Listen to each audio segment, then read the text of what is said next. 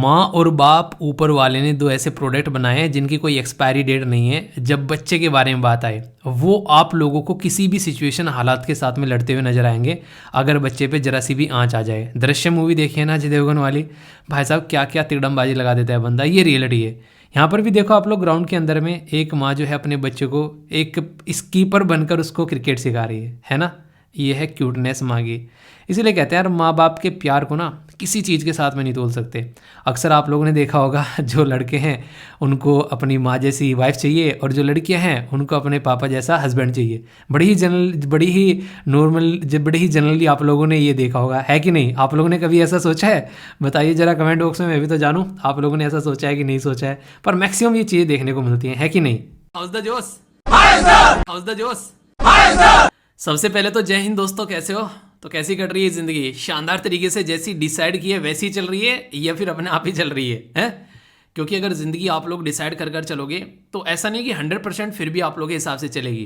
पर हाँ, कुछ चीज़ें आप लोग प्रेडिक्ट कर सकते हो कि नहीं यार, इस तरीके से चीज़ें चेंज की जा सकती है। अभी कई सारे बच्चे जो हैं कुछ इस तरीके के मैसेज करते हैं कि सर ज़िंदगी में समझ में नहीं आ रहा है क्या कर रहे हैं, और फिलहाल के टाइम पर जैसे जैसे एग्ज़ाम पास में आते जा रहे हैं तो एक अलग तरीके की फ्रस्ट्रेशन होती जा रही है। देखो यार, हमेशा ना अगर आप लोग किसी इंसान से प्यार करते हैं और वो इंसान आपसे दूर हो जाए तो फ्रस्ट्रेशन उसी इंसान को आप लोगों को होती हुई नजर आएगी जिस इंसान ने रियलिटी में उसके साथ में दिल लगाया है।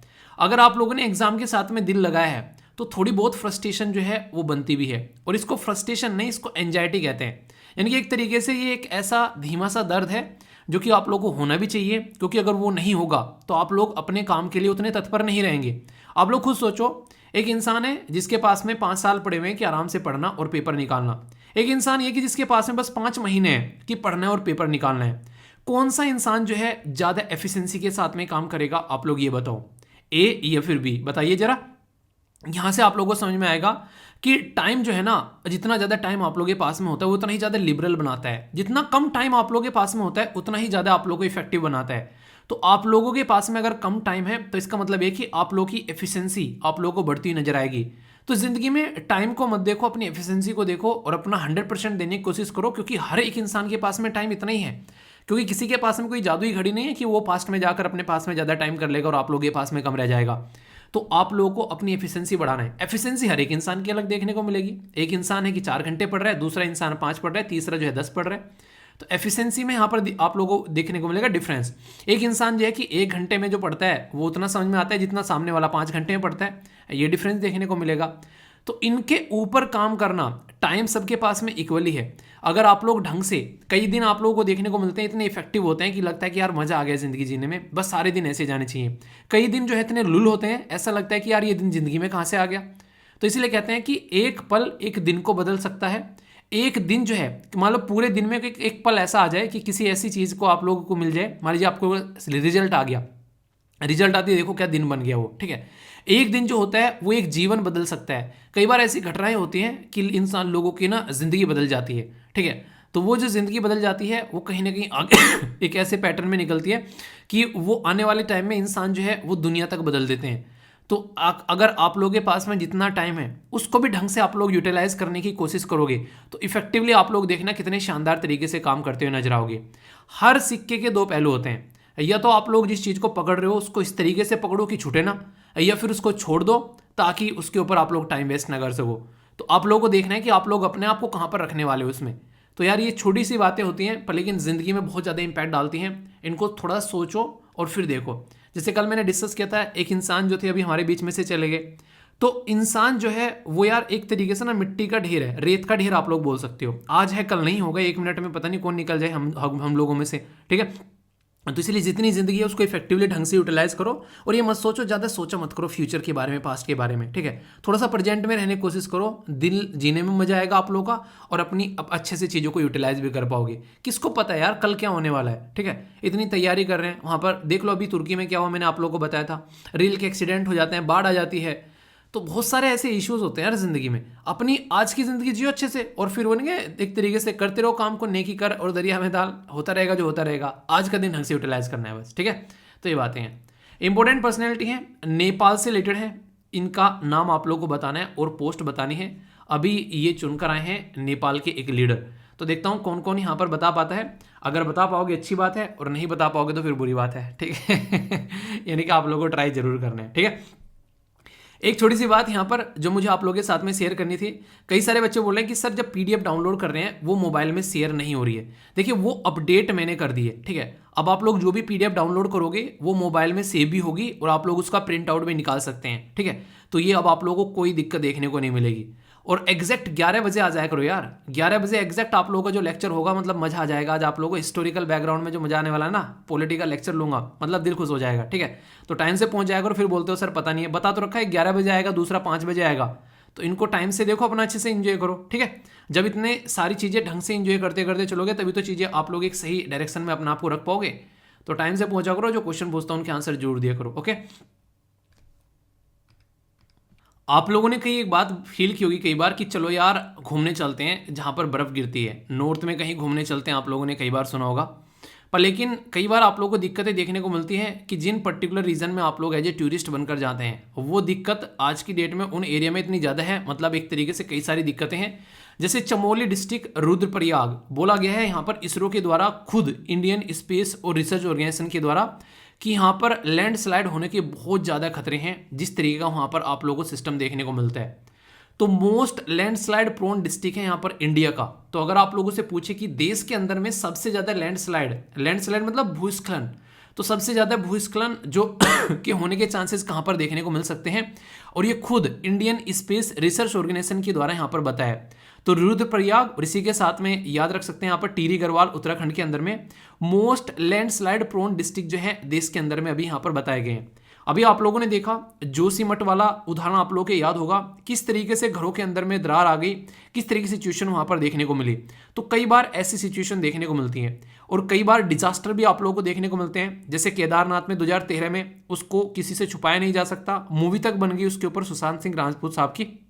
आप लोगों ने मूवी देखी होगी, किस किसी ने देखी है मूवी? मतलब कितने सटीक तरीके से पूरी चीज़ों को वहाँ पर दिखाया कि लोकल लोग कितने ज़्यादा वहाँ पर उस दिक्कत से जूझ रहे थे उस टाइम पर। सिक्किम के अंदर अर्थक्वेक देखने को मिला था 2011 में, बहुत ज़्यादा लैंडस्लाइड वहाँ पर देखने को मिली थी।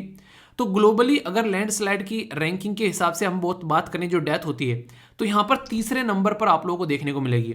जैसे बाढ़ हो गया, भूकंप हो गया, तो लैंडस्लाइड तीसरे नंबर पर यहाँ पर लोगों को मार रही है आज की डेट में। इससे आप लोग अंदाजा लगा सकते हैं कि बोलने में तो है कि हाँ जमीन खिसक गई, कितने लोगों की जान जाती होगी जा, तो दुनिया में तीसरे नंबर पर नेचुरल डिजास्टर में यहाँ पर लैंडस्लाइड आता है। इसलिए यूपीएससी ने मेंस में क्वेश्चन पूछ ले यहाँ से लैंडस्लाइड को लेकर। तो लैंडस्लाइड आप लोगों को मैंने बताया था नॉर्थ इंडिया में भी आप लोगों को देखने को मिलती है, साउथ इंडिया में जो केरला वाला रीजन है, खासकर वहां पर वेस्टर्न घाट के अंदर में, यहाँ पर भी आप लोगों को लैंडस्लाइड रिसेंटली अभी देखने को मिली थी।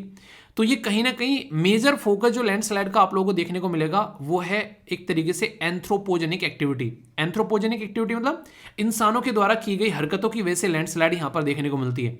अक्सर आप लोगों को देखने को मिलता है फ्लो में हो गया, ऐसे इस तरीके से गिर गिर के चलती हुई नजर आती है। तो कई तरह का पैटर्न आप लोगों को देखने को मिलेगा, स्लाइड, क्रीप, फॉल, ऐसे गिर गया, स्लंप यहाँ पर हो गई।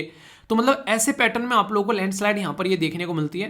तो ऐसा नहीं कि लैंडस्लाइड बस वो खिसकना ही हो गया, यहाँ पर एक तरीके से इस पैटर्न को भी आप लोग यहाँ पर बोल सकते हैं। हमारे देश के अंदर में, हमारा देश अगर बात करेगा, 4 मेजर कंट्री हैं जहां पर लैंडस्लाइड जो हाईएस्ट है, यानी कि दुनिया में अगर बात करें टॉप 4 में हमारा देश आप लोगों को नजर आएगा। तो इसके चलते इसके ऊपर फोकस देने की काफी ज्यादा जरूरत है। यहाँ पर बोला जा रहा है कि 0.42 million square kilometre country prone है लैंडस्लाइड के आज के डेट में। 12.6% of the total land area जो कंट्री का है वो यहाँ पर लैंडस्लाइड के प्रोन है, कहीं ना कहीं आप लोग देख सकते हैं। एक बात हमेशा ध्यान रखा करो, खासकर जब बारिश का मौसम हो, यानी कि देश के अंदर में मानसून हो, उस टाइम पर पहाड़ी इलाकों में जाने से बचा करो। इससे आप लोग भी सेफ रहोगे, और खासकर जब यहाँ पर इतने ज़्यादा लोग जाते हैं उसकी वजह से जो लोकल एरिया में जो लोगों को प्रॉब्लम फेस करनी पड़ती है, यहाँ पर कम से कम वो भी सेफ रहेंगे, क्योंकि जितने ज़्यादा लोग यहाँ पर जाते हैं उतनी ज़्यादा दिक्कत देखने को मिलती है ऐसे टाइम के अंदर में।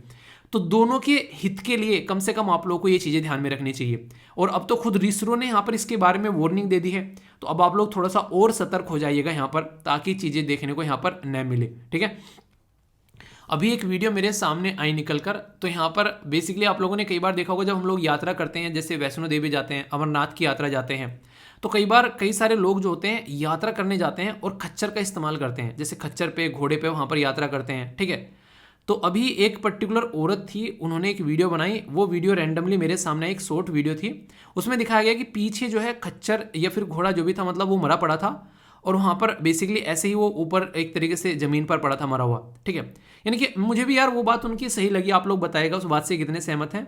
हम लोग कहीं पर भी घूमने जाते हैं, मैं किसी धर्म के लिए बात नहीं कर रहा हूँ यहाँ पर पर्टिकुलर कि रिलीजन को लेकर बात कर रहा हूँ, चाहे आप लोग किसी भी धर्म से रिलेटेड क्यों ना हो, अगर आप लोग कहीं पर घूमने जाते हैं तो वहाँ पर वो आप लोग की श्रद्धा है उस चीज़ को लेकर कि हाँ भगवान अल्लाह गॉड जो है वो आप लोगों को बुला रहा है, तो इसका मतलब ये कि आप लोगों को अपनी बॉडी को कष्ट देकर वहाँ पर जाना चाहिए। मतलब एक तरीके से खच्चर के ऊपर बैठकर इनके सर पालकी में जाकर, वो एक तरीके से मुझे नहीं लगता कि वो एक तरीके से कहीं ना कहीं एक नहीं एक पुण्य का वो काम होता होगा उस तरीके से। तो यहाँ पर इसकी वजह से और जो बेजुबान जानवर हैं उनको बहुत ज़्यादा दिक्कतें देखने को मिलती हैं। आप लोगों ने ये चीज़ें फील की होगी, ठीक है, किस तरीके से उनके ऊपर सामान लाद लाद कर जो है वो चीज़ें ले जाती हैं, किस तरीके की सिचुएशन वहाँ पर देखने को मिलती है।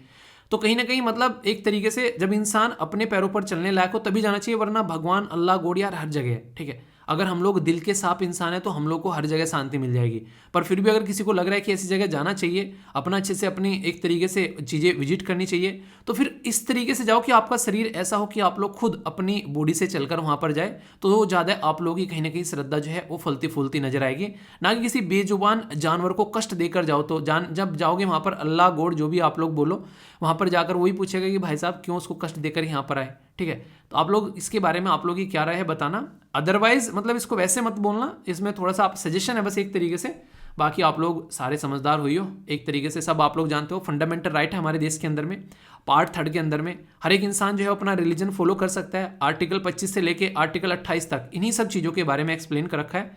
तो हर एक इंसान जो है सेक्युलरिज्म का कॉन्सेप्ट फॉलो करके अपने धर्म को अपने हिसाब से प्रचार प्रसार भी कर सकते हैं, ठीक है। तो इसलिए यहाँ पर ये कुछ बातें हैं जो कि आप लोग माइंड में रख सकते हैं। अच्छा एक बात आप लोगों को बतानी है, आप लोग बताना कि ये सही है या फिर गलत है। हर एक अगर बात करें किसी न किसी इंसान को खांसी नज़ला जुकाम आज की डेट में देखने को मिल रहा है। आप लोगों ने देखा होगा, आप लोगों के आसपास भी किसी न किसी को खांसी नज़ला जुकाम जो है वो जरूर होगा, बताइए है कि नहीं है। अभी घर पे मैं बात कर रहा था जब यहाँ पर, तो घर पे यहाँ पर बेसिकली मम्मी और पापा को भी यहाँ पर थोड़ा थोड़ा इस तरीके से खांसी नज़ला जुकाम देखने को मिल रहा था। बोले थे यहाँ पर सबको हो होकर एक बार निकल गया, ठीक है। तो जो मेरी सिस्टर हैं उनके बच्चे हैं वो भी अभी यहाँ पर बीमार थे, यहाँ पर कुछ दिनों से आप लोग देख रहे हैं मुझे खांसी है ही है, अच्छी बात यह है कि फीवर नहीं है, ठीक है, ज़्यादा नहीं बोला करते पता चला हो जाए। तो ये सिचुएशन ऐसा नहीं कि ये रैंडमली ऐसी हो रही है, इस टाइम पर अभी बातें हो रही थी तो एक दोस्त था उनसे बातें कर रहा था मैं, कह रहा है कि यार डॉक्टर बन जाना चाहिए। मैंने कहा क्यों क्या हो गया, कह रहा है एक पड़ोस में डॉक्टर है 24 घंटे भीड़ लगी रहती है, यहाँ बेरोजगार घूम रहे हैं। हालांकि बेरोजगार नहीं है वो, काम मतलब बिजनेस कर रहे हैं, मतलब उसका मतलब था कि लोग जो है वो जॉब के पीछे लगे हुए हैं और डॉक्टर देखो कितना मजा ले रहे हैं। तो ऐसी सिचुएशन भी आप लोग समझ सकते हैं यहाँ पर लेकिन सबसे बड़ी बात यहाँ पर यह है कि कम से कम अवेलेबल है डॉक्टर, कई जगह अवेलेबल भी नहीं रहते हैं। ICMR Indian council of medical research ने खुद बोला है यहाँ पर कि ये कहीं ना कहीं जो आज के डेट में ये इन्फ्लुएंजा सब टाइप A H3N2 के यहाँ पर केसेस अभी यहाँ पर देखने को मिल रहे हैं, तो उसके चलते यहाँ पर ये न्यूज़ निकल कर आ रही है। तो इसको H3N2 का आउटब्रेक बोला जा रहा है दुनिया यहाँ पर, खासकर इंडिया के अंदर में, ठीक है। एक इंपॉर्टेंट नाम है यहाँ पर, इसको हांगकांग फ्लू भी बोलते हैं, ठीक है। तो ये याद रखिएगा, हांगकांग फ्लू बोल दे कोई यहाँ पर और H3N2 बोल दे तो ये दोनों एक ही प्राणी की जात है बेसिकली, ठीक है। ये अगर बात करें ऑब्जर्व किया गया था दिसंबर 2022 से जनवरी 2023 में, काफ़ी लार्ज स्केल पर ये चीज़ देखने को मिली और अब देश में काफ़ी लार्ज स्केल पर लोगों के अंदर फैल गया है। एक परिवार में एक के हो रहा है, चाहे छोटा हो चाहे बड़ा, उससे फिर दूसरे और दूसरे से फिर तीसरे को होता हुआ यहाँ पर ये नजर आ रहा है। ये काफ़ी इंपॉर्टेंट है यहाँ पर ये, ठीक है। तो ये एक तरीके से कहीं ना कहीं कई सारे लोग तो इसकी वजह से हॉस्पिटलाइजेशन भी हो जा रहे हैं आज के डेट में। देखिए जो वायरस हैं, ये इस तरीके की जो प्रॉब्लम आज के डेट में देखने को मिल रही है ना, ये आगे आने वाले टाइम में भी आप लोगों को ऐसे ही पैटर्न में देखने को मिलेगी। तो जिसको आदत नहीं है मास्क लगाने की, जिसको आदत नहीं है एक्सरसाइज करने की, उनको ये दिक्कतें और ज़्यादा बढ़ती हुई नजर आएंगी। अगर आप लोग मास्क लगाते हैं, अच्छे से अपना खाना खाते हैं, सही एक नींद लेते हैं, नींद भी बहुत अच्छी जरूरी है, ऐसा नहीं कि रैंडमाइज मेरी तरह काम करते रहो, ठीक है। हालांकि मुझे हक नहीं बनता है आप लोगों को सही नींद लेने का, बोलने का, क्योंकि मेरी खुद की ऐसी चीज़ें चल रही हैं आजकल, ठीक है। तो 4 टाइप के यहाँ पर सीजनल इन्फ्लुएंजा हैं, type A, type B, type C और टाइप D। तो ये जो इन्फ्लुएंजा है यहाँ पर, तो यहाँ पर इन्फ्लुएंजा ए और जो इन्फ्लुएंजा बी है ये काफ़ी लार्ज स्केल पर सर्कुलेट हो रहा है और कोज हो रहा है सीजनल एपिडेमिक डिजीज का, जैसे खांसी नज़ला जुकाम फीवर जो देखने को मिल रहे हैं। इन्फ्लुएंजा ए जो है वो ओनली इन्फ्लुएंजा है जिसको यहाँ पर कोज होता है फ्लू पेंडेमिक का। ग्लोबल जो एपिडेमिक है ऑफ द डिजीज वो ए वाला यहाँ पर आप लोगों को निकल कर आएगा। और नाम मैंने बताई थी यहाँ पर, हांगकांग फ्लू के नाम से भी अगर बोले तो कंफ्यूज मत हो जाना, बोलना कि ये तो पढ़ रखा है वही है, तो जिसकी वजह से यहाँ पर दिक्कतें देखने को मिल रही है। तो वही चे तो ये वही चे, ठीक है। तो ऐसी ऐसी सिचुएशन भी देखने को मिलती है। तो अगर आप लोग थोड़ा सा ध्यान रखोगे, मास्क बहुत बड़ा रोल प्ले करता है इसमें, आप मानो या ना मानो, ठीक है। तो इससे बहुत सारे लोग जो है वो बच जा रहे हैं कहीं ना कहीं, जो आज के टाइम मास्क लगा रहे हैं। आप में से कौन कौन है मास्क रियलिटी में आज के टाइम में लगा रहा है? ये मत बोलना सर गर्मी है, गर्मी की वजह से नहीं लगा पाते हैं, ठीक है। बीमारी है, घर से बाहर निकलो तो धूप से बचोगे, धूल मिट्टी से बचोगे, इतना ज़्यादा पोल्यूशन है उससे बचोगे, और मास्क बीमारियों से तो बचा ही रहा है। तो मास्क तो लाइफ का पार्ट बना लो जहाँ भी निकला करो, जो ताकि आप लोग जो ज़िंदगी में जो है अपने आप को प्रोटेक्ट कर सको, ठीक है। सजेशन है, बाकी करोगे तो आप लोग वही जो आप लोगों का मन करेगा। मेरा काम था बताना, अब आप लोगों का मन है मानना है ना मानना, अब मैं क्या कर सकता हूँ, ठीक है। तो ध्यान रखिए, पर फिर भी फिर से बोलूँगा कि यार इस चीज़ का थोड़ा सा ध्यान रखिए बस अपना, ठीक है। बहुत ही इंपॉर्टेंट आर्टिकल है, शानदार आर्टिकल है। दुनिया भर के एडिटोरियल अलग अलग न्यूज़पेपर में पता नहीं कब से इसके ऊपर लिखे जा रहे हैं, जब से यहाँ पर बात की जा रही है हमारे देश के अंदर में यूनिफॉर्म सिविल कोड के बारे में। यूनिफॉर्म सिविल कोड का मतलब आप लोग क्या समझते हैं? यानी कि सिविल मैटर पर सब लोग जो हैं वो एक जैसा बेसिकली यहाँ पर रिएक्शन दे, एक तरीके से यहाँ पर चीज़ों को परफॉर्म करते हुए नजर आए। जैसे कि जब कहीं आप लोग रास्ते में जा रहे होते हो तो वहाँ पर रेड लाइट आती है कि आप लोगों को रुक जाना है रेड लाइट पर आकर। क्या वहाँ पर ऐसा रहता है कि हिंदू नहीं रुकेगा मुस्लिम रुक जाएगा, या मुस्लिम नहीं रुकेगा हिंदू रुक जाएगा, ऐसा कुछ रहता है क्या? वो हिंदू मुस्लिम से ऊपर उठकर होती है।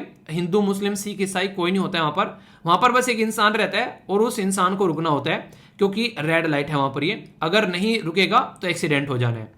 सेम पैटर्न अगर आप लोगों को बोलूं कि आप लोगों को टैक्स अपना जो है वो देना है, आईटीआर आप लोगों को फाइल कर रहे हैं, वहां पर ऐसा रहता है कि हिंदू आईटीआर कम फाइल करेगा, मुस्लिम ज्यादा फाइल करेगा। जैसा आप लोगों ने देखा होगा अक्सर जो है मेडवल टाइम पे देखने को मिलता था, ठीक है, कि जजिया कर लगा दिया, वो सब चीजें कर दी। तो या आज की डेट में तो ऐसा नहीं है, यूनिफॉर्म है ये चीजें। अगर कोई इंसान ये हरकतें कर रहा है तो यहाँ पर कहीं ना कहीं एक तरीके से उसको ये वाला टैक्स पे करना है। अगर कोई ऐसी पेनल्टी लगी है तो हिंदू मुस्लिम वाली सिख ईसाई वाली कोई बातें नहीं है, वो सबको पे करनी पड़ेगी, ठीक है। वो चीजें आप लोग समझ सकते हैं। तो ये क्या है? एक तरीके से यूनिफॉर्म सिविल कोड ही है एक तरीके से जो हम लोग फॉलो कर रहे हैं। तो ऐसा नहीं है कि हम लोग यूनिफॉर्म सिविल कोड फॉलो नहीं कर रहे हैं, कुछ ऐसी चीजें जो हम लोग फॉलो कर रहे हैं, पर कुछ ऐसी चीजें हैं जो हम लोग फॉलो नहीं कर रहे हैं, उनके ऊपर काम करने की बात की जाती है बार बार। जैसे अगर एक हिंदू महिला शादी करती है और एक मुस्लिम महिला शादी करती है, और यहां पर अगर कोई के क्रिश्चियन महिला शादी करती है, तो जब इनके डाइवोर्स होते हैं, इनको सबको जो फायदे मिलने चाहिए एक तरीके से अपनी जिंदगी को व्यतीत करने के लिए, वो फायदे अलग अलग मिलते हैं।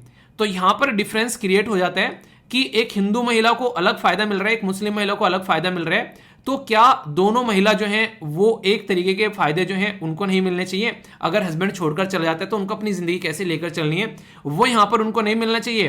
तो इसके ऊपर यहां पर बात की जाती है कि कहीं ना कहीं इन चीजों को भी हम लोग को यूनिफॉर्म करना चाहिए। पर शादी जो है, विवाह जो है, ये एक कल्चर का पार्ट माना जाता है और हर एक इंसान जो है अपने रिलीजन में उसको अलग अलग तरीके से परफॉर्म करता है, और उसके लिए वहां पर कुछ ना कुछ एक पैटर्न आप लोगों को देखने को मिलेगा जो सबका अलग अलग है।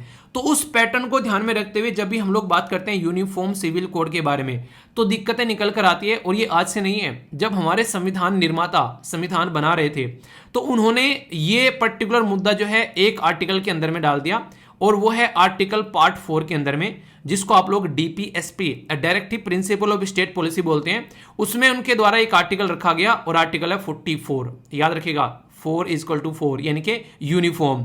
तो इस तरीके से आप लोग याद रखना, यूनिफॉर्म सिविल कोड जो है वो अनुच्छेद आर्टिकल 44 के अंदर आप लोग को देखने को मिलता है यहां पर। और ये ऑलरेडी हमारे संविधान निर्माता वो जान रहे थे कि ये जरूरी है, तो इसीलिए इसके बारे में यहां पर बात की जा रही है। तो हमारी कंट्री में जो ministry of law and justice है वो यहाँ पर अभी सुप्रीम कोर्ट के पास में जाकर वहाँ पर एक तरीके से एफिडेविट फाइल कर रही है इसको लेकर कि अलग अलग रिलीजन के लोग हैं हमारे यहाँ पर, ठीक है। तो हम लोग यूनिफॉर्म सिविल कोड को किस तरीके से इंप्लीमेंट करें, तो बार बार यहाँ पर जो है चीजें आकर रुक जाती हैं। कई सारी पीआईएल जाती हैं, पीआईएल मतलब पब्लिक इंटरेस्ट लिटिगेशन, जो पीआईएल्स जाती हैं वो यहाँ पर ये बोलती हैं कि यहाँ पर कहीं ना कहीं हम लोग को यूनिफॉर्म सिविल कोड लेकर आना चाहिए। जो भी डिफरेंस है यहाँ पर डाइवोर्स को लेकर हमारे सिटीजन को इक्वल यहाँ पर चीज़ें मिलनी चाहिए। अगर किसी का डाइवोर्स हो गया, उसके बच्चे हैं यहाँ पर, मान लीजिए डाइवोर्स हो गया, उन बच्चों को किस तरीके से देखना है वो भी यूनिफॉर्म नहीं है। बच्चों को अडेप्ट कैसे करना है, बच्चों को गार्जियनशिप कैसे मिलनी है, किसी बच्चों को अगर अडेप्ट किया जा रहा है, गोद लिया जा रहा है, तो उसमें भी एक यूनिफॉर्मिटी आप लोगों को देखने को नहीं मिलती है, उसमें भी दिक्कतें निकल कर नजर आती है। तो ये ऐसी चीजें हैं जिसके ऊपर हम लोगों को काम करना चाहिए। ये मैटर जो है ये कैसा है, ये मैटर है पॉलिसी का, यानी कि गवर्नमेंट को इसके ऊपर पॉलिसी बनानी चाहिए कि हाँ कोई ऐसा सिस्टम यहाँ पर होना चाहिए, ताकि क्योंकि गवर्नमेंट कौन है, वो लोगों के रिप्रेजेंटेटिव है, तो उनको डिसाइड करना पड़ेगा, ठीक है। पर लेकिन गवर्नमेंट अक्सर क्या करती है, ऐसे मैटर जिनमें उनको लगता है कि यार लोग जो है हमसे गुस्सा हो सकते हैं, वो कोर्ट के पाले में गेंद फेंक देते हैं, कोर्ट को बोल देते हैं कि आप लोग डिसाइड कर दो। आप लोग देखते हैं जो यहाँ पर अयोध्या जो बाबरी मस्जिद वाला ये इतना लंबा इशू चला, बाद में आकर ये कोर्ट ने सुलझाया। ट्रिपल तलाक वाला जो इशू चला, बाद में आके कोर्ट ने यहाँ पर काम किया। तो गवर्नमेंट सेफ प्ले करने की कोशिश करती है यहाँ पर, कोई भी गवर्नमेंट क्यों ना, उसको लगता है कि क्यों अपना वोट बैंक खराब किया, क्योंकि उनकी पूरी दुनिया जो है वो वोट बैंक के इर्द गिर्द घूमती है। और वो सच्चाई भी है, आप लोगों ने देखा होगा जब यहाँ पर जिन जिन लोगों ने कुछ चेंज करने की कोशिश की है वो हमेशा मुंह की खाकर बैठे हैं, क्योंकि बहुत सारे लोग जो हैं कुछ चीज़ों के साथ में बहुत ज़्यादा इमोशनली कनेक्ट रहते हैं। तो इसकी वजह से कई सारे ऐसी चीज़ें देखने को मिलती है, उनको कानून बनाते हुए डर लगता है। तो इस तरीके से आप लोग समझ सकते हैं। जबकि यहाँ पर लॉ मिनिस्ट्री के द्वारा रिक्वेस्ट की गई लॉ कमीशन से कि इस इशू को यहाँ पर एग्जामाइन करे, और लॉ कमीशन भी यहाँ पर बात करता है। 21वां लॉ कमीशन यहाँ पर बोल रहा था कि किस तरीके से आप लोग जो रिफॉर्म और फैमिली लॉ यहाँ पर इसके द्वारा जब लाया गया, reform of the family law subsequently जब यहाँ पर 2018 में इनके द्वारा प्रेजेंट किया गया, तो उनके द्वारा सॉरी क्या हो गया था उनके द्वारा भी यहाँ पर ये चीज देखने को मिली। और इवन वो तो चलो अभी की बात कर रहे हैं, आप लोग खुद देख लीजिए, यहाँ पर पार्ट 4 में आप लोगों को देखने को मिलेगा, खुद हमारे देश में संविधान के अंदर संविधान निर्माताओं ने बोला यहाँ पर कि यूनिफॉर्म सिविल कोड हम लोग को लेकर आना है। पर लेकिन कई सारे कंट्रोवर्शियल केस यहाँ पर चलते हुए आ रहे नहीं है, पुराने टाइम से आ रहे हैं। 1952 का केस देखने को मिल रहा है, बॉम्बे वाला, ठीक है। इसी के साथ में यहाँ पर लिली थॉमस वाला है, ये आप लोगों को 2000 का, ठीक है। इसी के साथ में एसआर बुमाई वाला केस है। तो दुनिया भर के केस हैं आप लोगों के सामने यहाँ पर, ये जो आप लोगों को टाइम टू टाइम देखने को मिल रहे हैं, जिनमें कई सारे कंट्रोवर्शियल इशू निकल कर आते हैं। तो देखिए नीड तो है, परफॉर्म तो है कि यूनिफॉर्म होना चाहिए, चाहे इंसान हिंदू का हो चाहे मुसलमान का हो, है तो इंसान ही ना।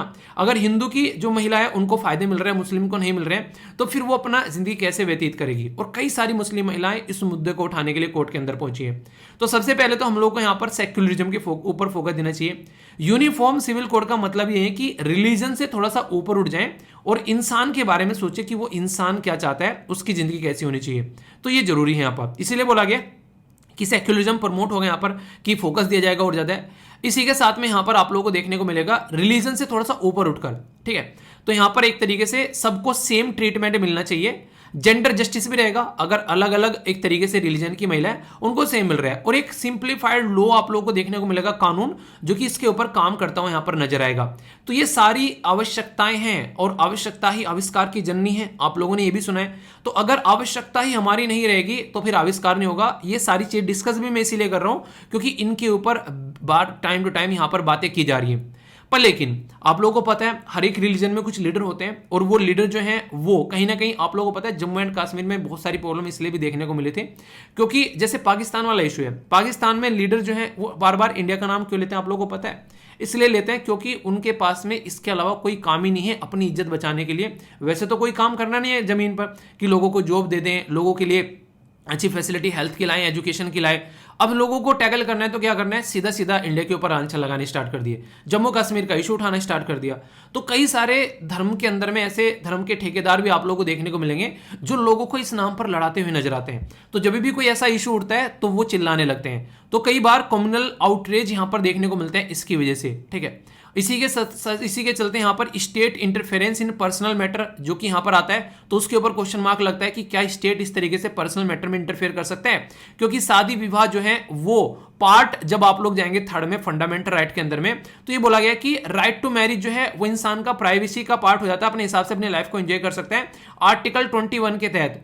तो क्या उसको पर्सनल मैटर में इंटरफेयर करने का अधिकार है जो यहाँ पर पर्टिकुलर गवर्नमेंट रहती है, ये तो देखने को मिलेगा, ठीक है। और इसी के साथ में कॉन्स्टिट्यूशन एक तरीके से आप लोग देखो इंटरेस्टिंग चीज यहाँ पर आर्टिकल 44 बोल रहा है कि यूनिफॉर्म सिविल कोड होना चाहिए। आर्टिकल 21 बोल रहा है कि आप लोग जो है किसी के पर्सनल मैटर में इंटरफेयर मत करो। अब देखो यही लाइन यहाँ पर लिखी हुई है अगर देखा जाए तो, मतलब कि एक साइड में बोल दिया उन्होंने यूनिफॉर्मिटी लेकर आओ, एक साइड में बोल दिया कि इंसान की जिंदगी में इंटरफेयर मत करो। समझ रहे हो आप लोग यहाँ पर? तो ये इस तरह की कॉन्ट्रोवर्शियल जब चीजें आती है उस टाइम पर फिर बुद्धा वाला पात आता है कि कोई मिड पाथ निकाल लेते हैं यार चीजों को सही करने के लिए। तो यानी कि कॉन्स्टिट्यूशन की चीजें भी सारी एक पैटर्न में आप लोगों को नहीं देखने को मिलेगी, वहां पर बहुत सारी चीजें आप लोगों को एक दूसरे को कॉन्ट्रोवर्स एक तरीके से करती हुई नजर आएंगी यहाँ पर, ठीक है? तो आप लोग समझ सकते हैं। पर लेकिन अगर मैं बात करूं यूनिफॉर्म सिविल कोड के बारे में, ये आज की बात नहीं है, कॉलोनियल टाइम पे भी यहां पर इस तरीके से बेसिकली यूनिफॉर्म सिविल कोड के बारे में बात की गई थी लगभग 1835 के टाइम पर, ठीक है? यानी कि ये पहले से ही बात चली आ रही थी, क्योंकि सोसाइटी में एक यूनिफॉर्मिटी आती है ना, उस यूनिफॉर्मिटी से ये फायदा देखने को मिलता है कि कुछ रूल प्रॉपर वे में इंप्लीमेंट किए जा सकते हैं। इसीलिए यहां पर ये जब यहां पर ये इसके बारे में बात की गई और फिर आगे चलकर 1941 में, जब तक तो देश आजाद भी नहीं हुआ था, एक पर्टिकुलर कमेटी बनाई गई, B.N. Rao committee, British government के द्वारा। वो भी चाहते थे कि ऐसा कोई यूनिफॉर्मिटी लेकर आ जाए और उसके बेस पर रिकमेंडेशन दी गई, जिसके बेस पर आगे चलकर जो हिंदू सक्सेशन एक्ट निकलकर हमारे देश में आया ना, वो वहीं से निकल कर आया, उस पर्टिकुलर कमेटी के बेस पर जो रिपोर्ट दी गई यहाँ पर लेकिन उस टाइम पर यहाँ पर मुस्लिम, क्रिश्चियन और जो पारसीज थे उनको अलग छोड़ दिया गया, क्योंकि ये बातें निकल कर आने लगी कि हिंदू तो यहाँ पर मेजोरिटी में है इंडिया के अंदर में और ये लोग माइनॉरिटी में है। तो ऐसा किया जा रहा है कि हिंदू जो है वो कहीं ना कहीं इनको दबाने की कोशिश कर रहे हैं, इनसे इनके अधिकार छीनने की कोशिश की जा रही है। और देश आजाद हो रहा था, देश का बंटवारा हो रहा था, इंडिया और पाकिस्तान यहां पर बन रहे थे, तो ऑलरेडी लोगों के मन में भय का इतना बड़ा माहौल था उस टाइम पर, ये नहीं चाह रहे थे कि इसकी वजह से और ज्यादा भय बने कि इंडिया और पाकिस्तान तो बनी रहे, अपने लोग जमीन जायदाद सब छोड़ छोड़ कर जा रहे हैं, उसमें ऊपर से कुछ ऐसा इशू और आ जाए यहां पर जिसकी वजह से यहां पर लोगों के अंदर और डर पैदा हो जाए। तो इसलिए यहां पर हिंदू के लिए तो उसको इंप्लीमेंट कर दिया पर दूसरों के लिए इंप्लीमेंट नहीं किया। और ये बहुत बड़ा रीजन था भीमराव अंबेडकर जी और अटल बिहारी जी के बीच में लड़ाई का। वो दोनों बेसिकली एक तरीके से इस बात को लेकर कहीं ना कहीं एक दूसरे के कई बार एक तरीके से, हालांकि जो जवाहरलाल नेहरू जी उन्होंने कोशिश भी की यहां पर कि भीमराव अंबेडकर जी का सपोर्ट किया जाए, पर लेकिन वो उस चीज को सक्सेस नहीं हुए इंप्लीमेंट करने में और इसीलिए उन्होंने अपने पद से इस्तीफा देने की भी यहां पर बात की थी। तो ये सारी चीजें आज की नहीं है, आप लोगों को आज देखने को मिल रही है, आप लोगों को लगे यार ये नई नई चीजें कहां से निकल कर आ गई।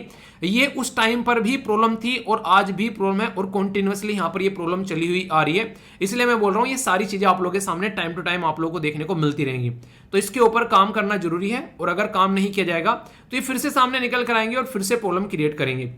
और इवन ये सारी बातें आप लोगों को यहां पर यूपीएससी भी समझती हुई नजर आती है। यूपीएससी ने क्वेश्चन पूछे, आप लोग खुद देख लो क्वेश्चन आप लोगों के सामने, 2015 में उनके द्वारा क्वेश्चन पूछा गया, डिस्कस द पॉसिबल फैक्टर, एक तरीके से आप लोगों को फैक्टर बताने हैं जिससे कि हमारी कंट्री में यूनिफॉर्म सिविल कोड को लाया जा सके। कहां से? Directive principle of state policy. यानी कि आप लोगों को पता है, मैंने अभी बोला आप लोगों को पार्ट 4 में आप लोगों को चीज देखने को मिल रही है और ये जो बीच बीच में बोल के चला जाता है ना, पार्ट 4 में ये है, आर्टिकल 44 में ये है, ये पुराने पेपर एनालिसिस करना उठाकर आप लोग ये चक्षु खुल जाएंगे। ये सारे क्वेश्चन पूछे जा चुके हैं ऑलरेडी एग्जाम के अंदर में, ठीक है? मैच करने के लिए क्वेश्चन पूछ लिया, कहीं कैसे पूछ लिया, तो कोई भी बीच में बातें बता रहा होता है ना, ये सारी चीजें ये आप लोगों से क्वेश्चन की फॉर्म में एग्जाम में पूछी जाती हैं। तो इसलिए कोशिश किया करो कि चीजों को इस तरीके से पढ़ो कि एग्जाम में आप लोगों का क्वेश्चन ना छूटे, चाहे कुछ भी कंडीशन देखने को क्यों ना मिले, ठीक है? तभी आप लोग चीजों को अंडरस्टैंड कर पाओगे और तभी चीजों को आप लोग ढंग से लेकर भी चल पाओगे। अब ये तो हो गया बेसिकली मेंस का क्वेश्चन पूछा गया, अटेम्प्ट करना एक दूसरे के साथ मिलकर अच्छे से और एक दूसरे का आंसर रिव्यू करने की कोशिश करना। बाकी प्रीलिम्स के अंदर क्वेश्चन बनते हैं, जी हाँ, टॉपिक बहुत इंपॉर्टेंट है, प्रीलिम्स के भी क्वेश्चन दिखाता हूं ताकि आप लोगों के दिल को तसल्ली मिल जाए कि हाँ यहां से क्वेश्चन बन रहे हैं। क्वेश्चन जो है यहाँ पर 2012 में आप लोगों से पूछा गया यहाँ पर, और ये किसके बारे में? डीपीएसपी के बारे में बात की जा रही है। और डीपीएसपी भी आप लोगों को अलग अलग डिवाइडेड देखने को मिलेगी। अगर पॉलिटी के आप लोगों ने लेक्चर देखे होंगे मेरे, तो आप लोग ये बात समझ पाओगे। और बात किसके बारे में की जा रही है? बात की जा रही है यहाँ पर ये basically directive principle of state policy की, और 4 स्टेटमेंट दे रखी है और फिर इंटरेस्टिंग जो मोड डाल दिया क्वेश्चन में वो है यहाँ बात की जा रही है कि which of the above are Gandhian principle that are reflect in the directive principle of state policy. तो गांधीयन प्रिंसिपल में आप लोगों को कुछ आर्टिकल देखने को मिलेंगे, जैसे आर्टिकल 40 वो पंचायत के बारे में बात करता है, ठीक है, कि पंचायत वगैरह ऑर्गेनाइज कराई जानी चाहिए, बिल्कुल सही है। आर्टिकल 43 का जो आप लोगों को यहाँ पर बी देखने को मिलेगा, 43 या फिर उसमें आप लोगों को कोऑपरेटिव सोसाइटीज के बारे में बात की जाती है, ठीक है, तो यहाँ पर कोऑपरेटिव सोसाइटीज के बारे में बात नहीं है। नेक्स्ट यहाँ पर आप लोगों को देखने को मिलेगा प्रमोट करना बेसिकली एक तरीके से डेमोक्रेटिक सिस्टम कोऑपरेटिव सोसाइटी में, और जो educational economic interest schedule caste और शेड्यूल ट्राइब का वो 46 के अंदर आप लोगों को देखने को मिलेगा, वो भी गांधीयन प्रिंसिपल है। आप लोगों को यहाँ पर इंटॉक्सिकेशन जो होता है, बेसिकली कोई शराब पी रहा है, दारू पी रहा है, ये सब चीज़ें, तो उसको रोकने की रेस्पॉन्सिबिलिटी रहती है। आर्टिकल 47 में गांधीयन प्रिंसिपल है। और जैसे कि गाय हो गए, उनके बछड़े हो गए, उनको काटना, उसको भी रोकने की बात की जा रही है, उनका एक तरीके से स्लॉटर नहीं करना चाहिए। तो आर्टिकल 48 यहाँ पर ये बोलते हैं। तो यहाँ पर प्रमोशन ऑफ कॉटेज इंडस्ट्री के बारे में बात करें तो ये आप लोग यहाँ पर देखते हैं, जो कि आर्टिकल 43 में मैंने आप लोगों को बताया। तो ये दो चीजें आप लोगों को गांधीयन प्रिंसिपल में यहाँ पर आप लोगों को डायरेक्ट देखने को मिलेगी, ठीक है। बाकी securing the all worker reasonable और लीजर कल्चर, ये इस तरीके की अपॉर्चुनिटी, तो यहाँ पर आप लोगों को देखने को मिलेगा। ये पर्टिकुलर अगर आप लोग जाकर देखोगे तो ऐसा नहीं कि पर्टिकुलर की ऑल वर्कर्स के लिए इस तरीके से यहाँ पर कोई चीजें फैसिलिटी प्रोवाइड कराने की बात यहाँ पर की जा रही है। गांधीयन प्रिंसिपल में पर्टिकुलर, मैं गांधीयन प्रिंसिपल के बारे में बात कर रहा हूँ, जो मैंने अभी आप लोग को आर्टिकल बताया। तो उन आर्टिकल को आप लोग देखेगा। गांधीयन प्रिंसिपल और डीपीएसपी में जो डिफरेंस है वो अलग से आर्टिकल आप लोगों को मैंने बताए, वो आर्टिकल देखने को मिलेंगे। तो आंसर यहाँ पर क्या हो गया? आंसर यहाँ पर बी हो गया, ठीक है। ऐसे आप लोग समझ सकते हैं। 2021 में एक आर्टिकल पूछ लिया यहाँ पर लेजिस्लेशन के बारे में, और बोला गया कि यहाँ पर एक तरीके से बोला जा रहा है, एक पर्टिकुलर आर्टिकल के बारे में पूछा गया कि ये आर्टिकल जो है इसके बारे में आप लोग क्या समझते हैं। सीधा सीधा क्वेश्चन यहाँ पर, एक आर्टिकल है आर्टिकल 14, तो उसके ऊपर एक डायरेक्ट क्वेश्चन दे लिया उसके बारे में आप लोगों से पूछ के। इसको जब आप लोग पढ़ोगे, सारी चीजें आप लोगों को आर्टिकल 14 से नजर आएगी, ठीक है। तो यहाँ पर इस तरीके के क्वेश्चन आप लोगों से पूछे जा रहे हैं एग्जाम के अंदर में डायरेक्ट। तो इसलिए कहता हूं कि जब चीजों को पढ़ोगे ना ढंग से जाकर, आप लोग डीपीएसपी वाला चैप्टर जाकर पढ़ना जो मैंने आप लोगों को पढ़ाया है। मैंने डिटेल में फंडामेंटल राइट वर्सेस डीपीएसपी भी आप लोगों को बताइए कि कैसे दोनों को कंपेयर किया जाता है।